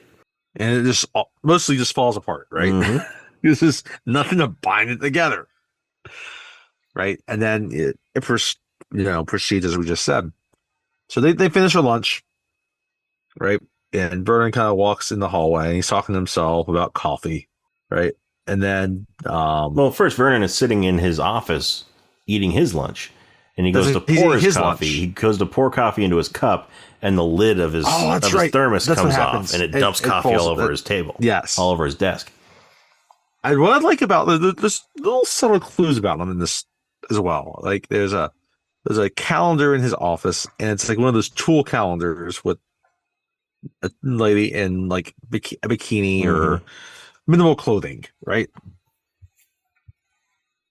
So and it's funny, like, oh yeah, like he's got this calendar of scantily clad woman in his office, and he's the vice principal of the school. Yeah, right. It's a small little touch, but it's an important touch they put in there. Right, it's purposeful that they put it in there, right? Yeah. So he spills his coffee, so he has to leave the office. And but then it sees them leave because Bender knows he's left. And so they want to go to Bender's locker. Yes. So and they all leave. They don't have the conversation about why they all leave. We see them in there, and they kind of talk about it as they're going towards Bender's locker. Because Bender needs to get something from his locker, but we don't know what. So they get to his locker, and his is the one that says, "Open this locker and you die." And the lockers in this school are kind of set to where it's like sort of a 2 lockers. Yes. For one, so there's the main locker, and then above there's a smaller little one that you have to open the main locker in order to open the smaller one. Yes. And so he goes to open the main locker, and a guillotine falls.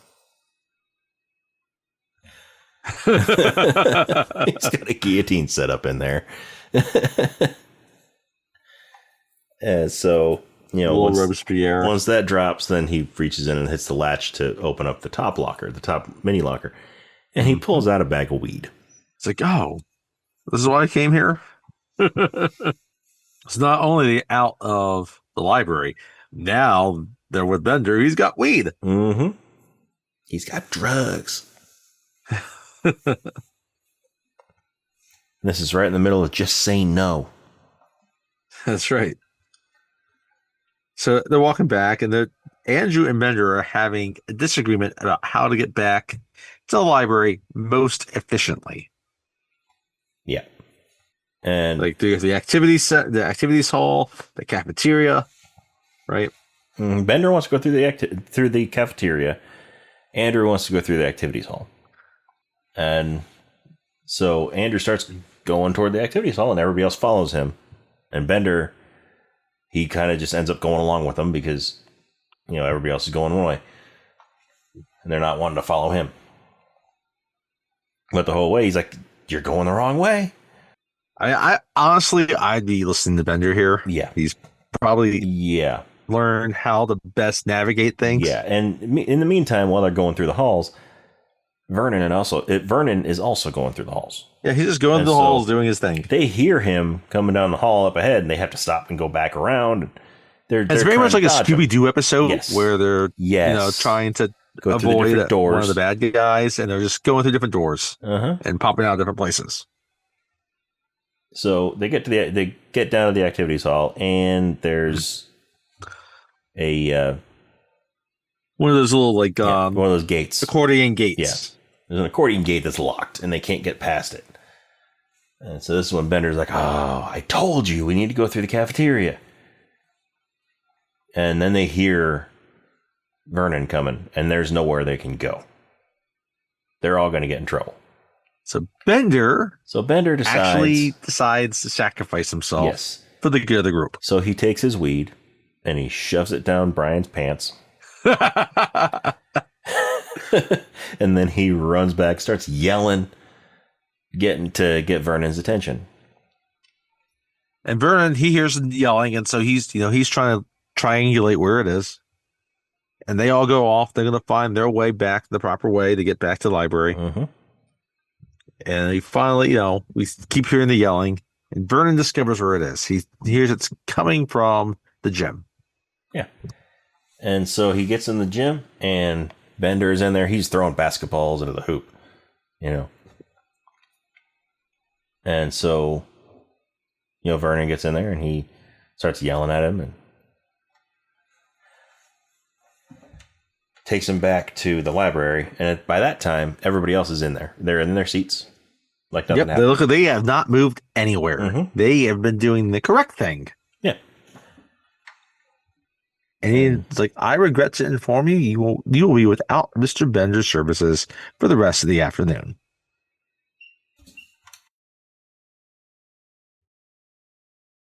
And then, Bender's like, oh, boo-hoo. And Vern's like, everything's a big joke to you. That false alarm you pulled Friday, that was really funny, right? What if your home was on fire, buddy? All right, so here's a point here, though. So now we know why Bender's there. He pulled the fire alarm, right? Yeah. Now, granted, I would think most people would understand that, that happened, who would probably get out, and they would know that was Bender that pulled the fire alarm. Oh yeah, that's something Bender would do, right? Mm-hmm. Well, he says, "Bite my shiny metal ass." But anyway, so I never thought there would be a Futurama reference in here. It was there. His name's Bender. It is. It is. It is Bender. So, anyhow. So, yeah, he pulls Bender across the hall towards his office, and there's like a little like broom closet or the storage closet, and he shoves him in there. And this is when he gets really kind of nasty. Yeah. This is when he starts threatening. He starts threatening Bender. And like just being like, no educator should treat a student like this. Yes, no. And then like Bender, like in the middle of this tirade, he's like, "Are you threatening me?" He's like, Burns, like, "What are you gonna do if I threaten you? Think anyone's gonna believe you? Mm-hmm. It's gonna be your word against anyone's mine. Gonna take your word over mine? I'm a man of respect. I'm a swell guy. I'm the deputy police, and I drive a Dodge Stratus. I drive a Dodge Stratus.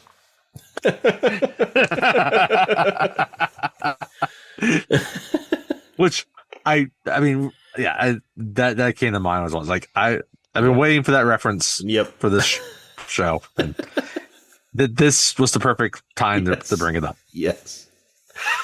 Oh, I love that SNL sketch. I drive a Dodge Stratus. I drive a Dodge Stratus.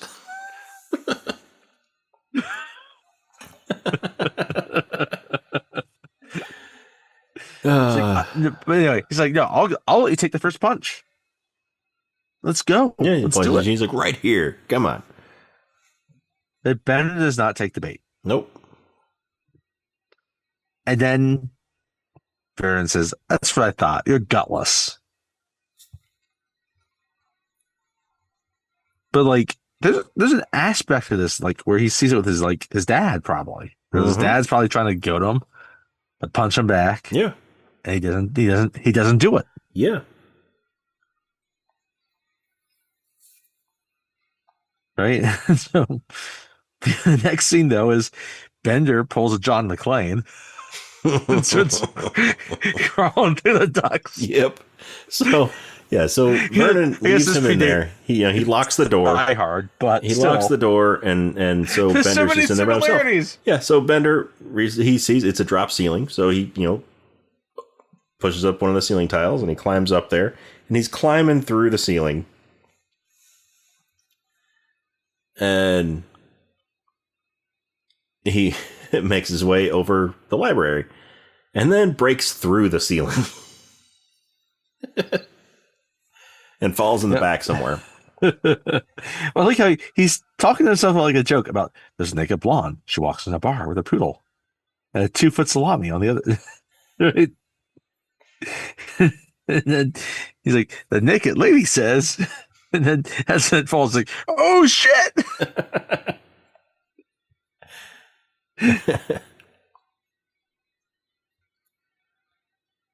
Then what I love about it that this is, I guess, quasi Pulp Fiction, because something always happens when someone takes a shit. Yep. Vernon's taking a shit. Yep.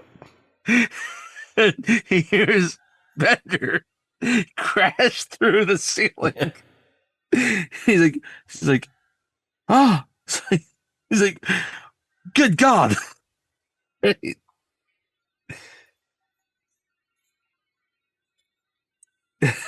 Ben's like, oh, he's like, I forgot my pencil, and he gets back quickly, right? And then Vernon's like, what in God's name is going on here? And so at this point, so Bender, so everybody else sees Bender. He's in the library. That's right. He's under a desk. He's under one of the tables. When they hear Andrew and Claire's table. Mm-hmm. Yeah. So when they hear Vernon coming, then he jumps under the table. And Vernon's like, what was that? What is that? And then it was like, I don't know. What noise? I don't know what you're talking about. Hear anything? What are you hearing? He was like, sir, I don't think there was really any noise. And then we get Bender's point of view from under the table, and he's down there, sees her panties, and he looks in, and yeah, Claire's wearing a skirt, and he sees up her skirt and sees her panties. He's like, oh God. He gets a little bit aroused, and his head goes forward like kids' age might do. And then she feels his head between her knees, and so she squeezes her and knees. She together. just closes her knees right on his head. And he's like, ah. And he kind of squeals, and Vernon's like, what was that noise? And he's like, well, what noise? And Claire's like, I don't know about any noise. Right? And he kind of makes another noise, and she starts coughing. And then everybody starts coughing. Was that the noise you're talking about? Yeah, everyone starts coughing. Because, coughing is contagious, just like yawning. Right? And everyone's like, one person starts coughing. That's not the noise I was talking about. Right? It's like, I don't know what you're up to, but I will find out. I guarantee it. Right? And Allison, she's kind of laughing. Again, she's at this point has had about 3 lines in the movie. And then she is just laughed here. She's made a lunch. And then she's had another like point where she's just like, ha, right? She's had 3 lines, 2 noises, and a lunch she's made. Yep. And we're over halfway through the movie at this point. Ali Sheedy had a hard time memorizing her lines for this movie. She's actually like really good in this. Oh, she is excellent. She's probably like after she's might be one of the top. Anyway, no, Ali Sheedy is excellent in this movie. So he leaves, and then I love when Vernon walks out. He still has the toilet seat cover. Yes, he still has the toilet seat cover tucked into his pants. Which I want to know is like, it's a Saturday. You gotta assume that maybe the janitor, he's there, he's cleaned the seat. You're the first ass that has hit that seat. But still, why not use a toilet seat cover? Even if the janitor's cleaned it, because with that janitor, you really think he cleaned it thoroughly?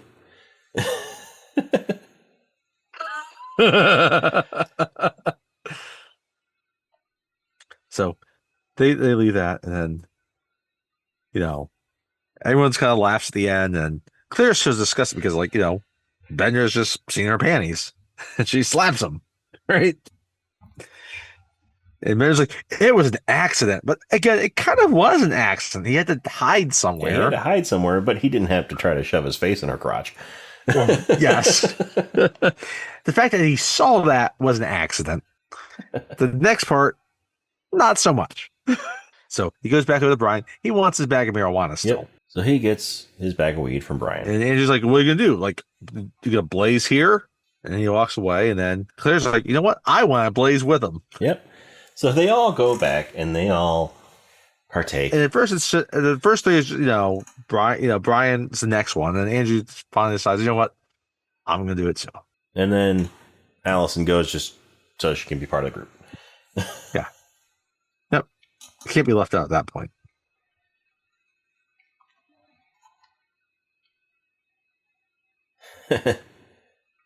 And what's funny here is like, it seems like Brian is probably, after Bender, the one that's probably experienced this the most, actually. Yeah. He knows how to handle it, right? Claire coughs, and Brian's like, oh, yeah, she can't handle that. Chicks can't do it. He's like, you know how popular I am? I'm so popular. Everyone loves me. Right? Bear's like, oh, you poor baby. Yeah, so they're all... And then, I don't know, like, you finally see, like, Brian, he emerges from... I don't know where this room is upstairs in this library. Mm-hmm. Again, this goes back to, like, this is a big library. It's a 2-story library. Brian just emerges out of this smoky-ass room. Like, Cheech and Chong are in this fucking room. Yeah. And he didn't have to smoke. He just be in this room and get the contact high. Yeah. And then this is where, like, he has the complete opposite effect of what weed usually has on people. Instead of making them all mellow, they're all crazy. They're dancing around. They're running around, jumping. Just going crazy. Brian's found some sunglasses. He's like, he's dancing. No. This is how he would act if he was actually drunk for the first time. Mm-hmm. Hey. Yeah. Meanwhile, Vernon's gone down to the basement. He's going through the confidential files of students. Yep. When Carl discovers it. Yeah. So Carl comes down. He sees him. But Carl's up there. But Carl's up there. But in this case, but Carl's down there.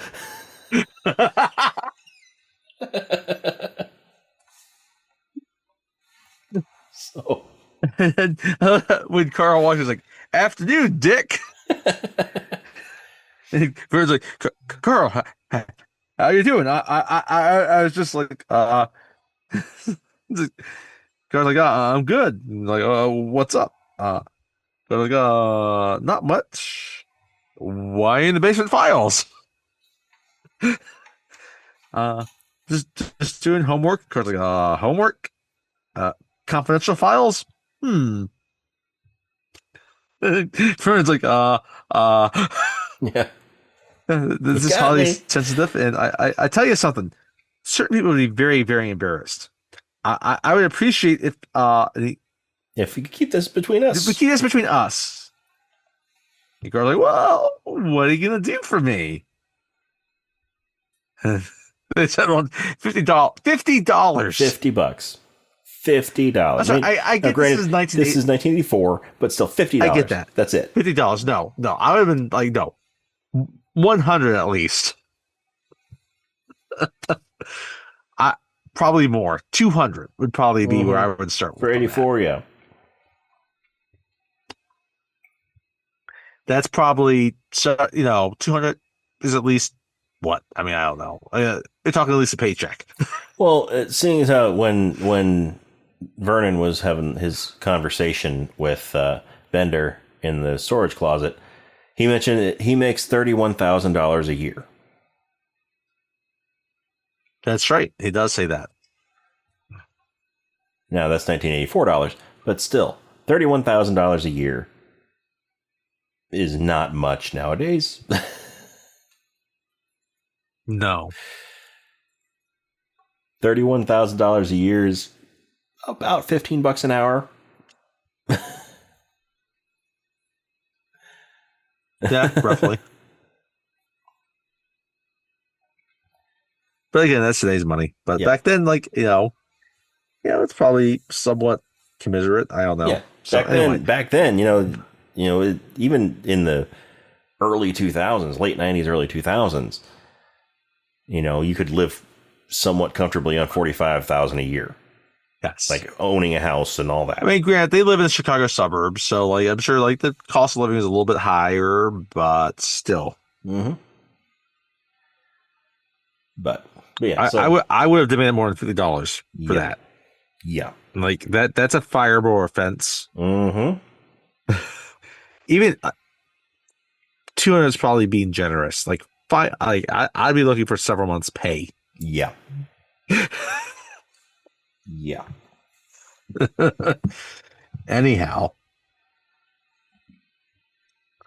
so we get we cut back to the library and they're talking, and I love how like all of a sudden like again we haven't seen it yet. There's a statue. There's a fucking statue in this library. There is a statue.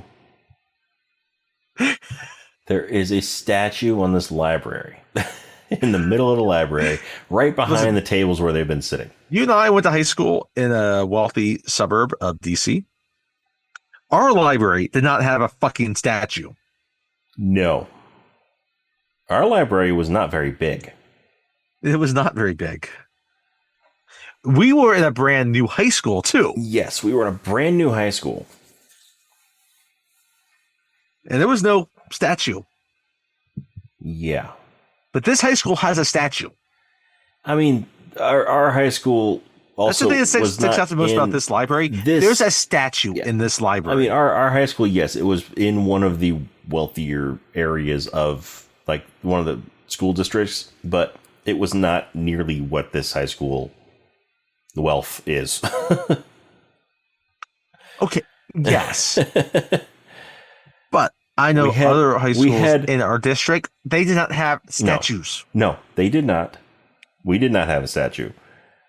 We did not. We had a high school that was sort of mixed between like wealthy people and not wealthy people. Yes. We were both on the not wealthy people side. I drove a Sable. I drove a 91 Accord.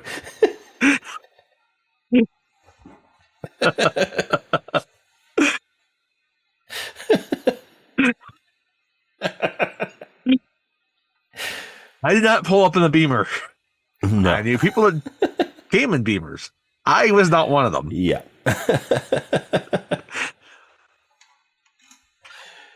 So, but yes, still, our school was comparable to this school in that aspect, but we did not have. Our school was not as big as this one. And our library was not nearly as big as this library. We did not have a statue anywhere.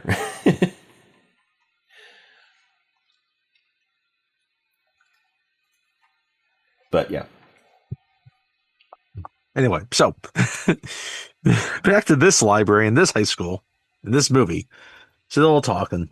And Angie's finally like looks at Brian's like, "You got a middle name?" I was like, "Yes." And Allison says, "Your middle name is Ralph." I'm like, Allison has talked again. Right? Mm-hmm. And she's like, "Ralph, as in puke."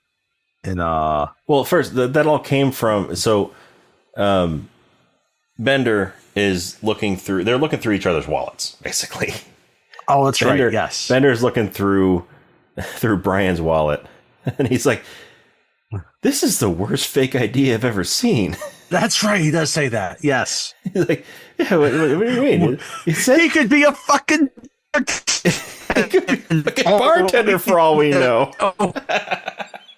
He could be a fucking bartender for all we know. But he's like, it says you're 64. The similarities between this and Die Hard are uncanny. Yes, they are. Yes, they are. Yeah, it says you're 64. He's like, yeah, I know. Like, why do you even have a fake ID? He's like, so I can vote. I love Brian wants a fake ID so he can vote. I can vote. Don't you want to vote? Look at the vote for Mondale, right?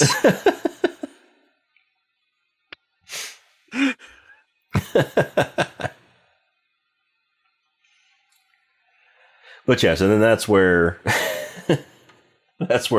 Alice is like, she says that Bender's middle name is Ralph, like puke. Or Brian's middle name is Ralph, as in puke. Was it Brian's middle name? No, it was his birthday Bender. Is March 12th. No, because Bender. No, because Bender was trying to be secretive about 5'9". Oh, that's right. And you're 5'9", and a half, and your weight is this, and your social security number is blah, blah, blah, blah, blah. And they're like, what? How do you know that?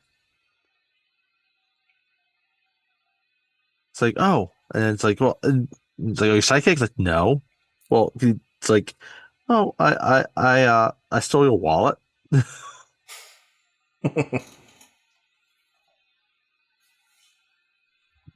kind of gives it back, looks to it, makes sure that nothing else is missing. It's like, I was like, I'm not a thief. And then she was just steal $2 and it was a beaver shot. Yep. And she's like, oh, what's in there? It's like, oh, any pictures in there. I saw it. It's perverted. Right.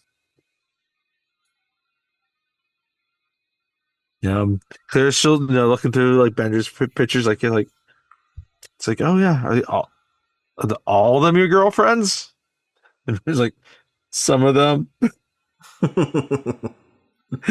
Brian. Well, some are my girlfriends, others I consider. He was like, consider what? I was like, if I want to hang out with them or not. And Claire's like, you don't believe in just one guy and one girl? And Ben's like, do you? He's like, that's the way it should be. And then Allison's like, does anybody want to see what's in my bag? It's just she pulls her purse out and she just everything. Dumps her purse on the couch they're sitting on. And it's just random shit. There's some clothes in there. There's a bunch of tampons that come out. There's just a bunch of random stuff. And Brian's like, you're not going to be one of those ladies that's just sitting outside the mall asking for things, aren't you? It's like, so? And, Brian's like, you're not going to be a shopping bag lady. That's what you call it. Yeah, you're not going to be a shopping bag lady, are you? Like, sit in alleyways and talk to buildings and wear men's shoes. It's like, I'll do what I have to do. And Brian's like, why do you have to do anything? Now we get Allison's little side. Mm-hmm. Now again, she's getting actual lines now. Like we're peeling off her layers, right? Yeah. My home life is unsatisfying. Brian's like, so you're saying you'd subject yourself to the violent dangers of Chicago because your home life is unsatisfying. She's like, well, I don't have to run away and live in the street. I can go to the ocean, the country, Israel, Africa, Afghanistan.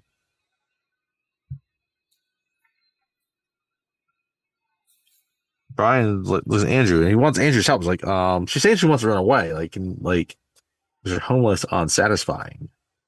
And he's like, well, everyone's is, right? Mm-hmm. If it wasn't, people would live with their parents forever. Brian's like, yeah, I understand, but like,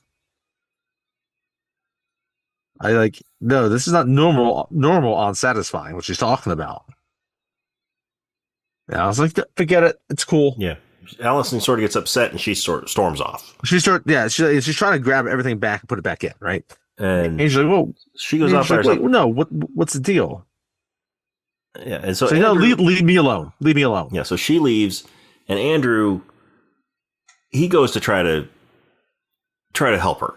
He's like, why are you carrying all that crap in your bag? He goes to comfort her. And first response is, eat shit.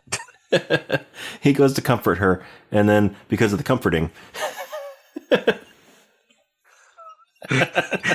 comforting. No, none of that happens. No. There is no emotional catharsis in this movie. It's a teen movie without emotional catharsis.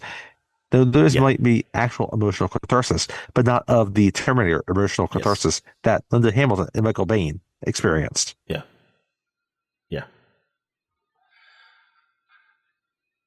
So they go away, and Alice is like, "Go away!"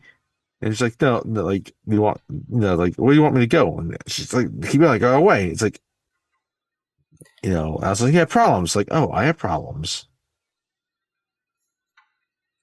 Right? And I was like, "You do everything everybody tells you to do. That's a problem, right?" Mm-hmm. He does what his dad wants him to do.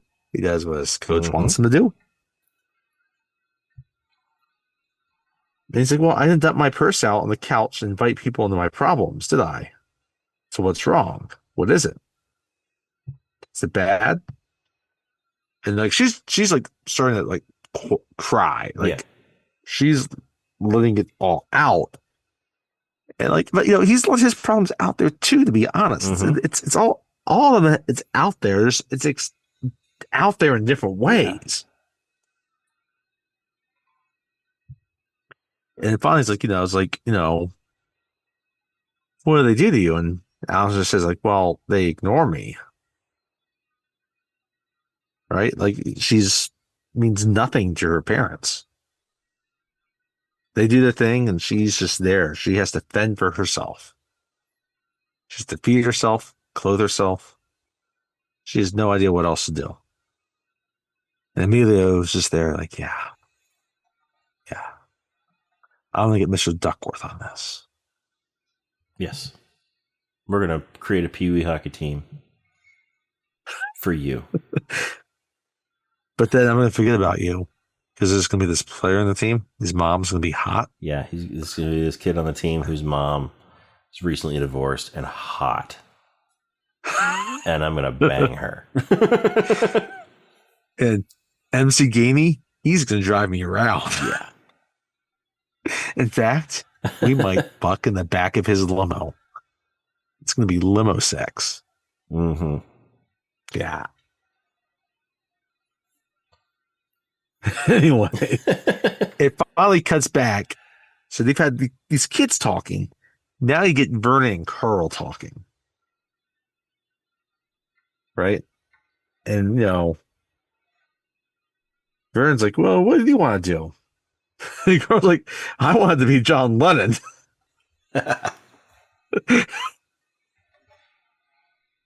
And Carl, Vernon's like, no, I'm serious. Like, I've been teaching for 22 years, and each year the kids get more arrogant.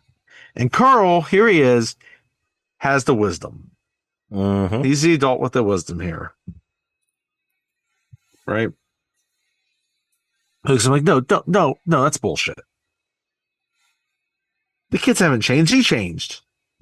He took a position because he thought it'd be fun. He thought, you got out of college. He thought he could interact with the kids. He'd have summers off. And he found out It was actually work. Mm-hmm. That bummed you out because he never wanted to work. And so you're going to blame these kids. No, and everyone's like, no, the kids, they turn on me. They think I'm a big joke. I was like, listen, dude, if you're still 16, what would you think? And Vern's like, you think I give a rat's ass about these kids? Carl's like, yeah, actually, yes, you do care. Mm-hmm. You do care what they think of you.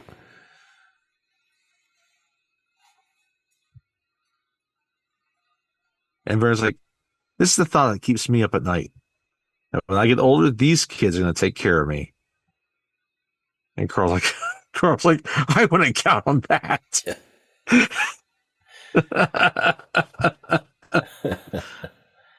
Right? So it cuts back, and Andrew and Claire are talking. What do I want to do for $1,000,000? And Claire's like, that's boring.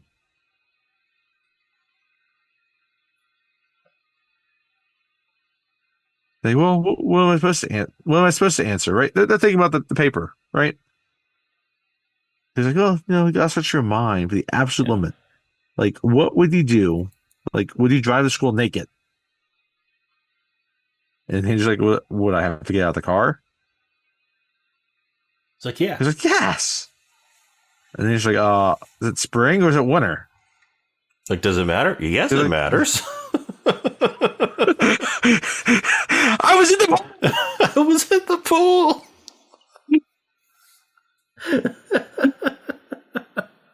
Claire, don't you know what happens?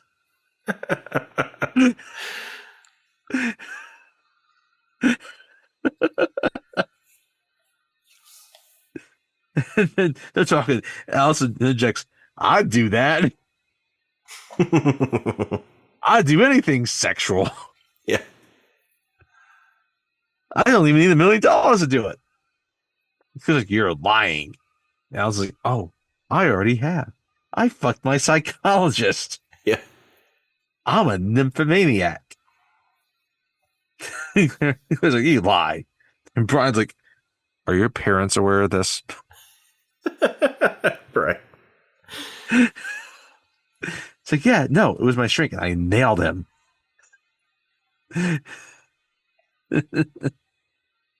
I was like, I don't think that from a legal standpoint, what he did was construed as rape since I paid. Yeah, since I paid him. He's like, he's an adult. And I was like, oh yeah, and he's married.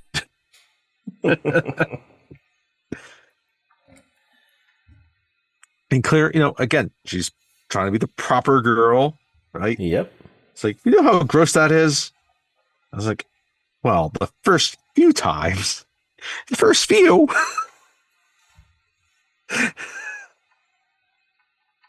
And Brian's like, I was just crazy if she's screwing her shrink. Because, A, she's seeing a shrink, so she's crazy. Yeah. And then she's screwing him. Brian he's being the brain. Allison looks like, have you ever done it? And feels like, I don't have a psychiatrist. And he goes back and forth. And listen, Bender's been silent for a while. Mm-hmm. He pops is like, no, answer the question. He wants to know. He's an inquiring mind. Yes. He's a very inquiring mind. Right? And Allison's like, well, it's a double-edged sword, right? And Claire's confused. And Allison's like, well, you say you haven't. You're a prude. If you say you have, you're a slut. If you... So. It's a trap. It's a trap. It's a trap. You want to, but you can't. But when you do, you wish you did it, right? It's like wrong. And I was like, well, are you a tease? And Andrew's like, she's a tease.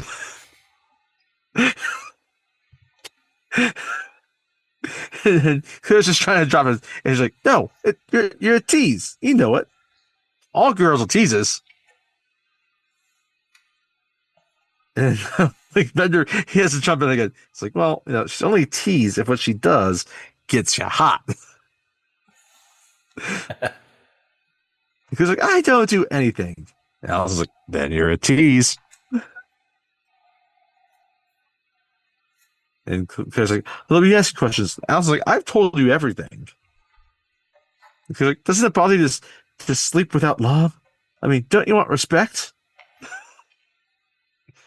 And Alice is like, no. That's the difference between you and me. Because like, not the only difference. And Ben's like, face it, you're a tease. Like, I'm not a tease. I don't have the conch. I'm not a tease. I have the conch. I don't know why a girl would have a conch because there's all boys on an island. Yep. And Ben is like, sure you are. You said it yourself. Sex is a weapon. Claire's she's getting really upset. And Ben's like, well, what do you use it for? And Claire's like, I don't use it. I don't have sex. Just laying out there. She's a virgin, right?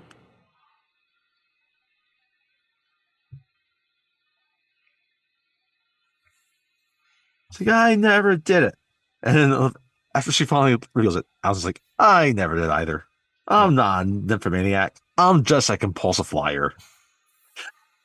I love Claire. This is where like she finally like listen all out. It's like, you're a bitch. You did it to fuck me over. And I was like, I would do it though. If you love someone, it's okay. He's like, you're just weird. You don't say anything at all. Then you open your mouth, you know all these tremendous lies all over me. And Andrew's like, I'm just pissed because she got you to admit that you're a virgin when you don't want to. Yep. And he's like, well, that's bizarre. And Andrew lays a truth bomb. We're all pretty bizarre, right? Some are better at hiding it. That's all. Yep. And so... And now you get to the deep. We're finally dredging everything up. Yeah. So now they're all like... They all get deep into conversations about why they're here. And have they already decided before this that they don't all need to write their own essays? They really only need to write one? They have not decided that. They have not said any of that at all. That's right. Okay, so that's later. But yeah, so they get deep. Yeah, and Andrew starts it. So Claire looks at Andrew like, yeah, how are you bizarre? And then Allison tells him. It's like he can't think for himself. He can't think for himself. And then Andrew goes into why he's in detention. Like, you know why I'm here? Because he taped some kid's ass shut. Or his buns.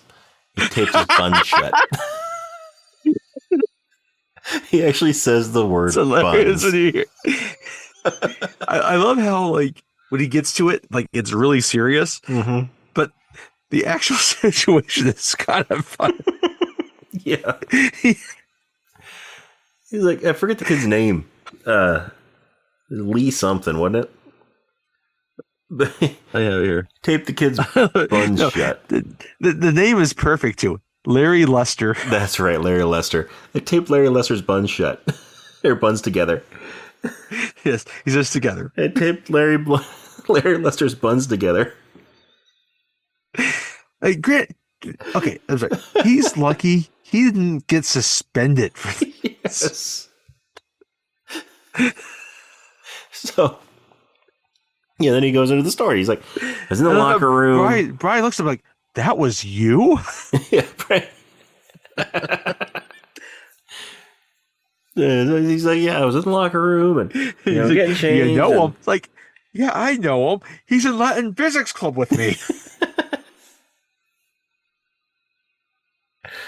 So I was in the locker room and I was, getting changed after practice, and Larry Lester was there, and and it just something came over me, and I had to I had to look the part, I had to live up to what everybody thought I was. So I grabbed him and I taped his bun shut. I taped his buns together. And then once I did it, all I could think of was Larry, the embarrassment that he must feel having to a home like that. Explaining why his buns Explaining to his parents why his buns are taped together. And Andrew is like, he's crying at this point. There are tears. Yes, no, he's upset. And he's saying like, one part is like, wait, like, I'm sorry, you know how hairy he is. It's like when they pulled the tape off, some of his hair came off, and some skin too, right? And like but he's like, again, it's funny like outside of it, but like within the moment, whether it be Larry or Andrew, it's serious business. Yeah. It's like, how do you apologize for that? Like, sorry, I taped your buns. Sorry, I taped your buns together, Larry. Larry, sweet pea, Andrew is here. I was thinking the same thing. A good day to you, sir. Maybe you should have told him where the fucking money was, Larry.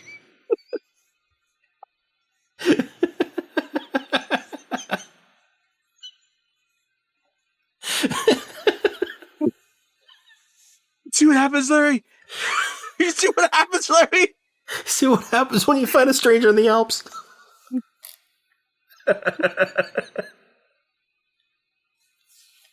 Oh, gosh.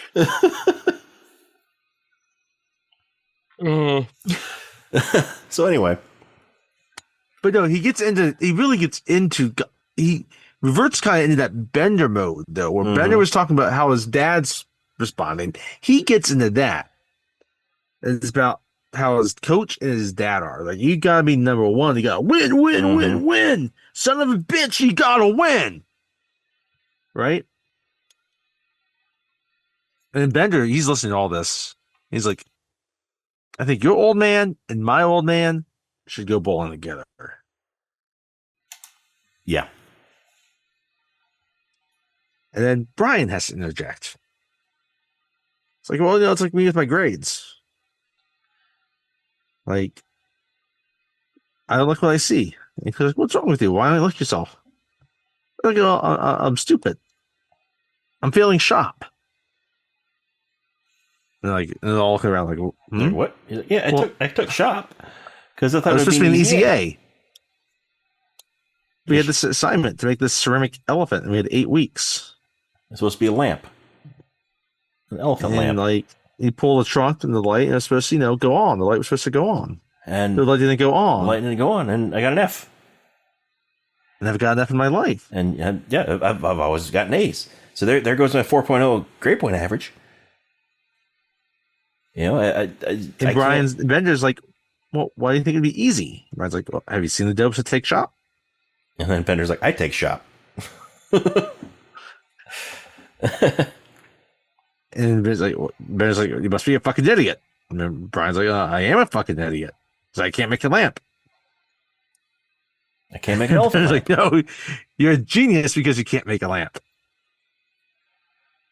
Brian's like, what do you know about trigonometry?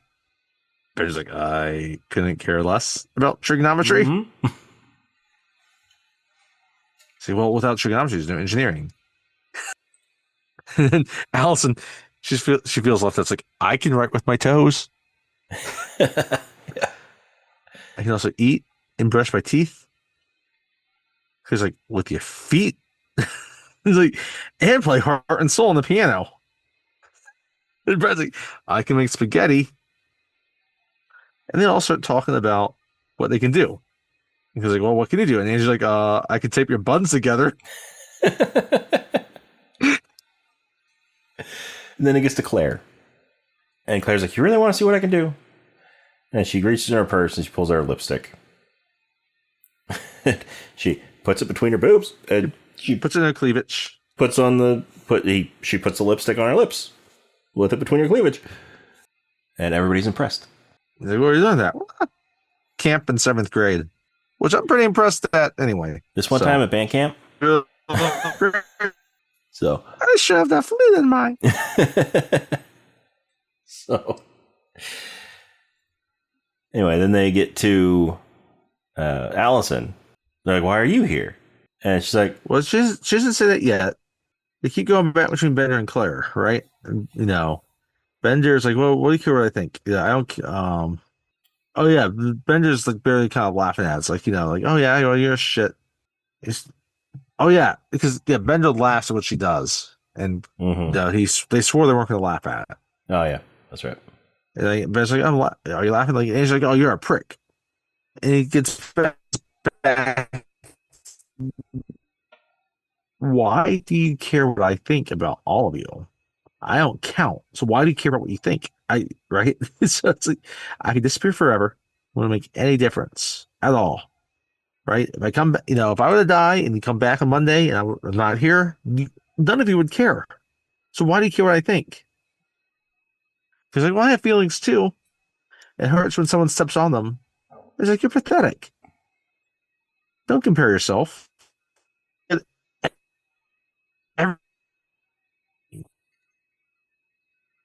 Probably didn't show up. I show up, no one would care. And he looks at like, I like those earrings. Are these real diamonds? Oh, do you work for this or did daddy buy them? I bet this is a Christmas gift. There's a banner fucking ear at my household, at the Bender household. Yeah, that's where the banner came. That's where grabbed me and said, hey, smoke up, Johnny. Yeah.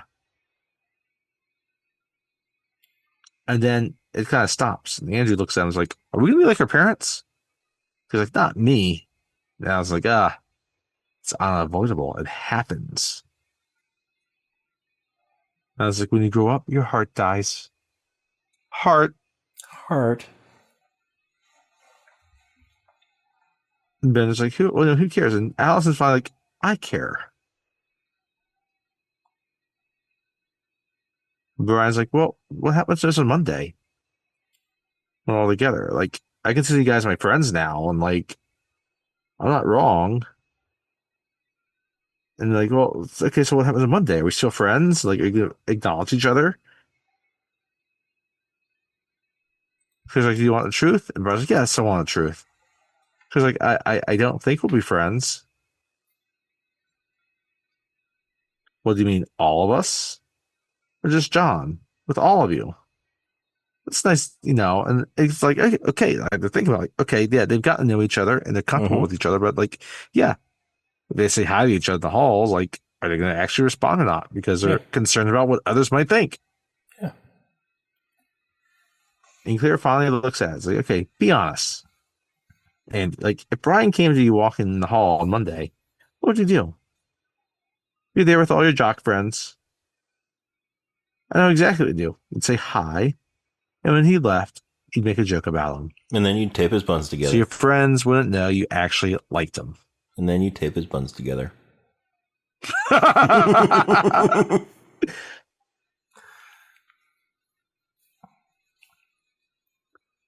And Allison's like, well, if I came up to you, Claire, and looking at it, and Ben just looks at Claire, you know what? You're a bitch. Because because I'm telling the truth, that means I'm a bitch. And Ben's like, no, you're a bitch because if you would do that, that just means you're a shitty person.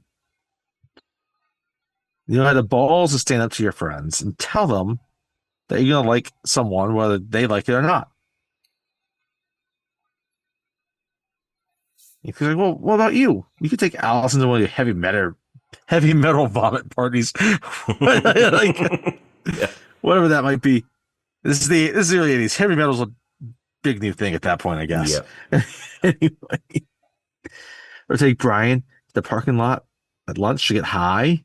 What about Andy for that matter? What about me? What would your friends say if we were walking down the hall together?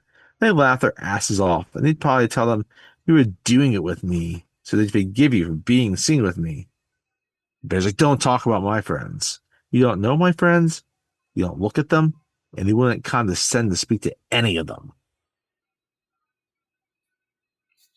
Right? So stick to what you know, shopping and driving your father's BMW. You're like, shut up! Shut up! Shut up! Shut up!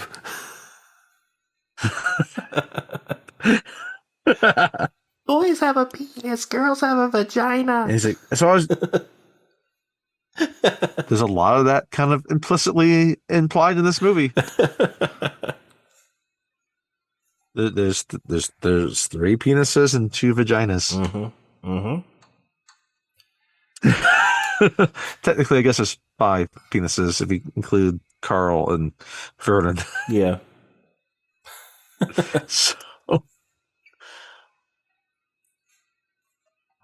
So they finally, he's like, Claire tells him, like, Ben, I hate you. Ben's like, yeah, good. Which, of course, means they're going to become a thing soon. It's the 80s. So, yep. So Brian's like, then Brian's finally like, I assume Allison and I are better people than you guys. Us weirdos. Which, again, I think it's appropriate. I find that's the 2 that I probably most identify with.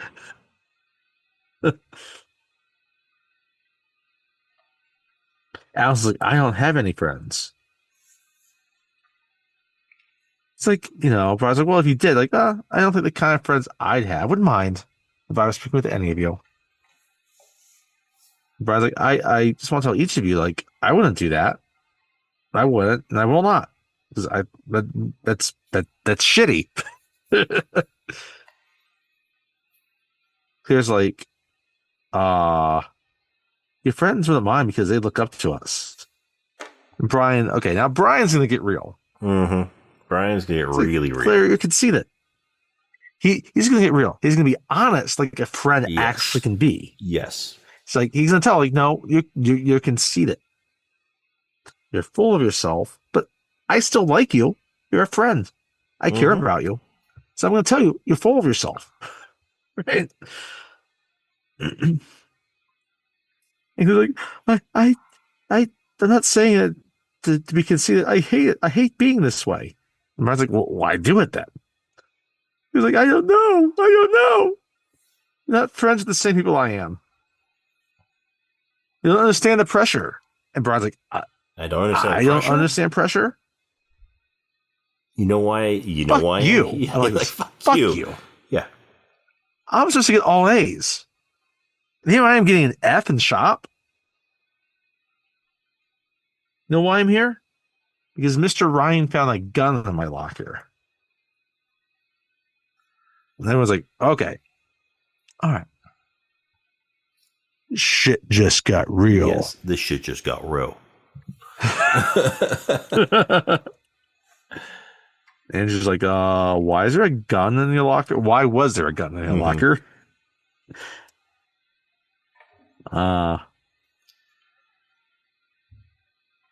And then he goes on to, well, I can't live with myself if I get an F. I'm an A student. I got 1 F. I can't live with myself with that. So I was going to use it. So even if I ace the rest of the semester, I'd only have a B. Just a B. And everything's ruined. So he's like, I considered my options, He's like, killing yourself is not an option. Well, I didn't do it. I'm here, right? And I was like, it was a handgun? I was like, no. It was a flare gun. There's a flare gun that went off in my locker. Destroyed the elephant. Fuck you, elephant! I hate you very better now. I hate you very better now. But no. So yeah, so he's getting real. Oh, it's here, real, right? I mean, so it's yeah. So that's something that would not warrant a detention. It would not. It would not warrant his parents like, this better not happen This again. better not happen again. Shame on you. It's like, no, Think this about kid shooting yourself with a flare gun. We don't do that in this household. Has some serious issues that he needs help with. And so I'm serious. It's always, this is the 80s. It's always the boy that really needs it the most. It's the boy that's supposed to get all A's, and then he might get a B in shop class because then he's not going to have the 4.0. It's going to be a 3.9. Mm-hmm. It's the boy whose sister got dragged into the closet, but meanwhile, he's been raped by a tree. Yep. And a clown. Yeah. Yeah. We're not going to care about him. Nope. No. And then we're going to send him off into a stranger's taxi cab. Yeah.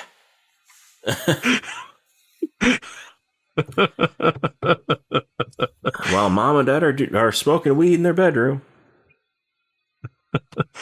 Poltergeist is for a future episode. Mm-hmm. This house is clean. Anyway, they all kind of start laughing at it because it was just a flare gun, and he's like, "It's not funny," and he kind of laughs like, "Yeah, okay." That fucking elephant got destroyed. And finally, Alice is like, you know what I did here? Why I'm here? And she pauses. She's like, nothing. I was just bored. I had nothing better to do today. They showed up at Saturday detention. And like Vernon didn't recognize this. It's like, you weren't on my list. Go home. No, you're gonna write this essay too. They all kind of laugh and like, it's like, you're laughing at me. Like, no, like, yeah, you are. Right. And so we're getting to the end of the day. Mm-hmm. Bender's crawling back to the dock to get back to his spot in the closet. Yeah, before Vernon goes and checks on him. And Claire's kind of looking at Brian. He's like, yeah, are you going to write the paper? Brian's like, yeah. Of course he is. Yeah, and then Claire's like, well, it doesn't really make much sense for all of us to do it, right? So, and then Brian's like, yeah, I guess you're right. It's like, so can you just write the paper for all of us? And he's like, yeah, I think I could do that. Shame on you, Brian. Stop being the smart kid. Stop being the kid. So this is a group project where they're making the smart kid do all the work. No, Claire, you do the fucking paper. You skipped school. You missed a day. You should do an extra day of work. Yeah. I mean, we were both the kids in the group that had to do all the work. Everybody else just wanted to be lazy and hang out with their friends and all that while we did the work.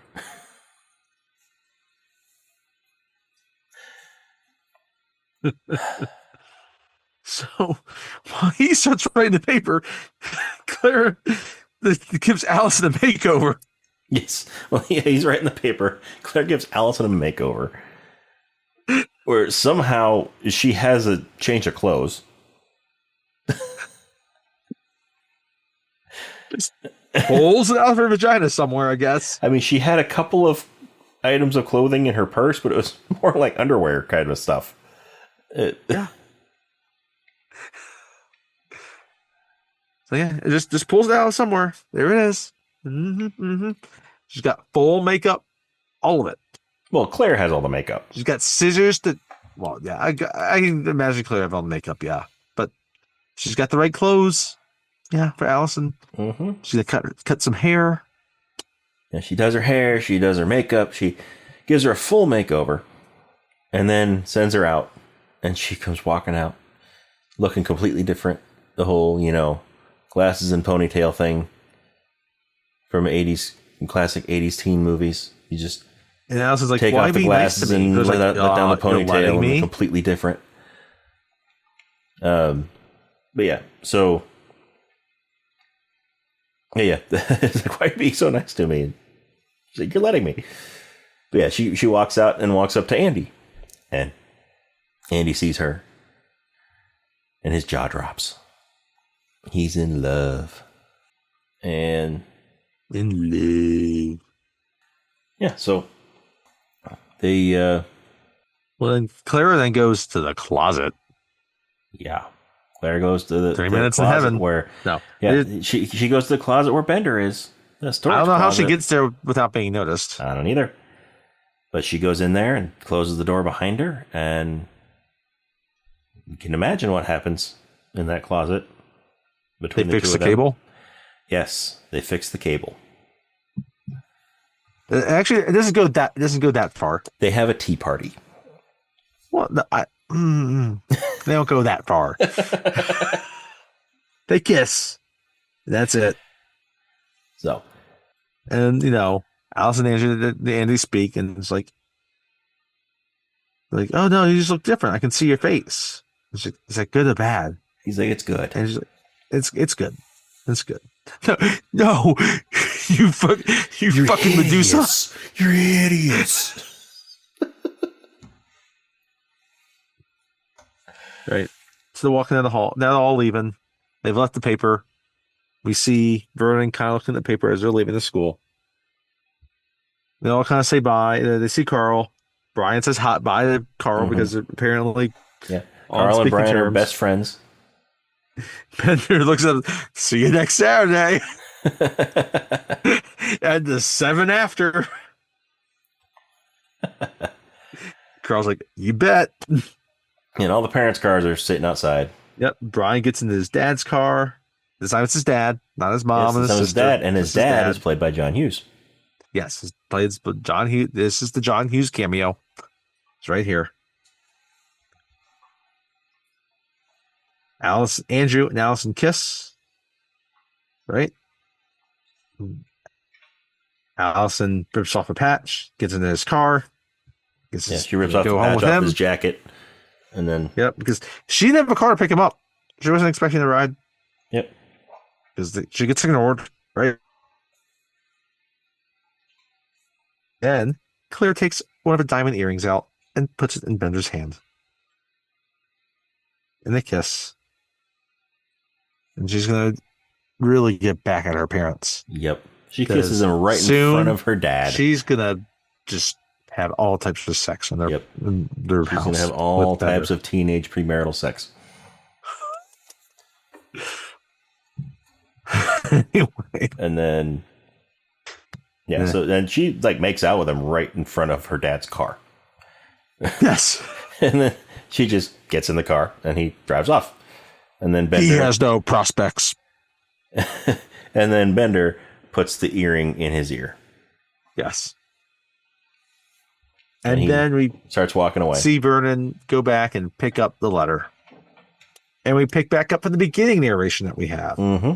Dear Mr. Vernon, we accept the fact that we had to sacrifice a whole Saturday in detention for whatever it is that we did wrong. But we think you're crazy to make us write an essay telling you who we think we are. You see us as you want to see us. In the simplest term, in the most convenient definitions, and then it kind of goes between the different types. What we found out is that each one of us is a brain. And Andrew comes in, an athlete. Allison comes in, a basket case. Claire comes in, a princess. Brenna comes in, and a criminal. Brian picks up again. Does that answer your question? Sincerely, The Breakfast Club. The Breakfast Club. Now we have the title of the movie. And this is the first time in the movie that they're ever actually referred to as the Breakfast Club. Now, I understand that interesting because they ate lunch together, but there was not breakfast. It was lunch. They could be the Lunch Bunch. But Lunch Bunch. But no, I guess in an early draft of the script, there was actually more in the movie that explained the whole Breakfast Club name. Yes. Like why they called themselves the Breakfast Club. It's a nice tight script. I don't think the movie needs to go super long. But they all of the other references to it got cut. But yeah. Then we get Bender walking across the football field. And Don't You Forget About Me is playing. And we got Don't You Yep, it's going back over. And then he throws his hand up in celebration.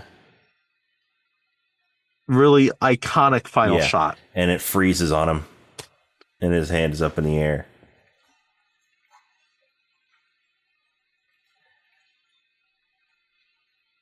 And the music keeps playing. And then it goes into the credits. And the credits start to roll. And what happens with the rest of them after this? We don't know. We don't care. They had a specific Saturday where they started to understand other people better. And that's what matters. Yes. And I totally get the Andy and Allison hook up there. I get that. Like, 'cause the two of them the whole time were kind of, they were sort of drawn to each other. There was underlying. There was a mutual thing going on there. The Bender and Claire thing, I don't know. I mean, there were kind of small hints throughout the movie for it, but at the same time, it seemed like it was more of it seemed kind of forced to me. Man, he's pretty, but it seems to her like to just simply do it just out of spite isn't the way to go. Yeah. It just seems weird. It seemed kind of forced to me that, if Bender had, I don't know, I think either one of them had changed even just slightly more than what they did. Because those two kind of stayed the same the whole time. There wasn't a whole lot of change in their personalities or in their ways of thinking.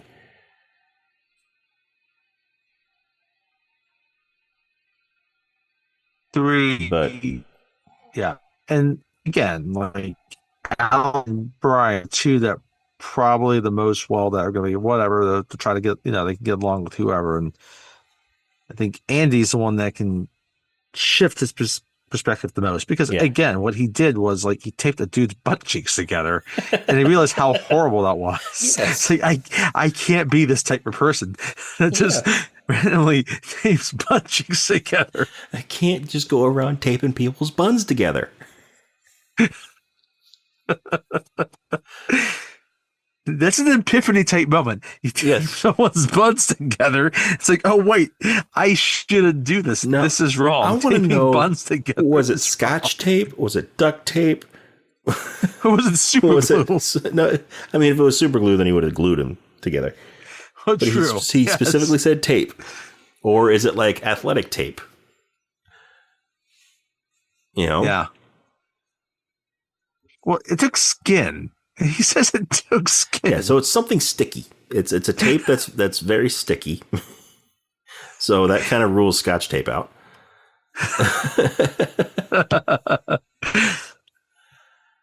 It's not painter's tape.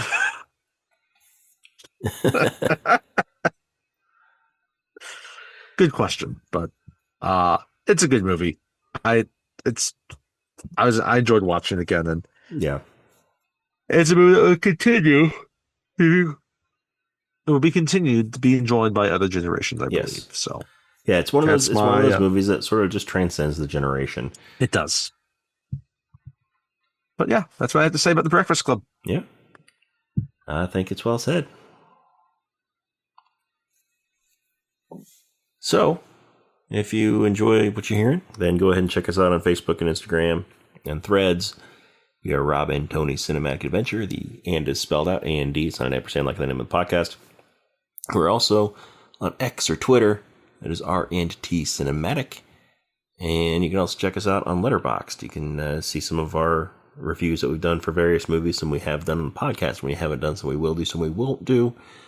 But that is Cine Adventure, Cine Adventure, C-I-N-E Adventure. And you can also just send us an email at robandtonycinematicadventure@gmail.com. Once again, the and is spelled out, A-N-D. It's not an ampersand like the name of the podcast. But yeah, let us know. What did you think of The Breakfast Club? What do you think we should do more John Hughes movies? Do you think we should do less John Hughes movies? What do you think? What are your thoughts? We want to hear from you. And go to our social media, give us a like and a follow, go to your favorite podcast app, wherever you're listening to us. Hit that subscribe button, give us a good rating, a good review. That's how we move up in the standings and the search and the recommendations, all that stuff. Because we want to be able to reach as many ears as we can. Because we know that there are people out there who like talking about movies and who like listening to us talk about movies. So, yeah, just keep on listening. We thank you for listening this far. Yes, thank you. And we hope that you will continue to listen to us ramble on and on about these movies that we love so much. Ramble. And so next time, we are going to be continuing our John Hughes Holiday Spectacular. We will. And so last year, for our Thanksgiving episode, which is this next episode that's coming up, it's Thanksgiving already, Tony. It's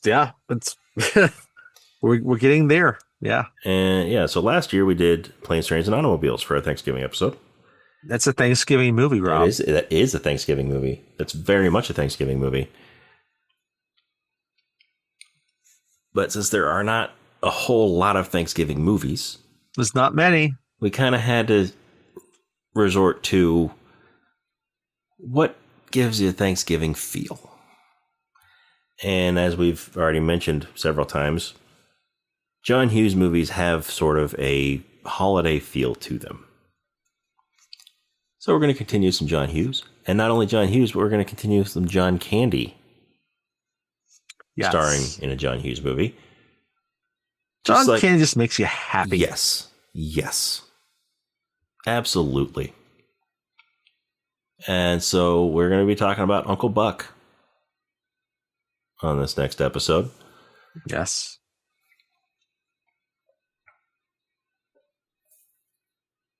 So, yeah, we're gonna talk all about that wonderful movie with John Candy and Macaulay Culkin and Amy Madigan, and Laurie Metcalf is in it. Laurie Metcalf is in it. Yes, Gabby Hoffman is in this. Mm-hmm. Great little cast, actually. Yeah, but yeah, I'm excited for it. So yeah, join us next time for Uncle Buck.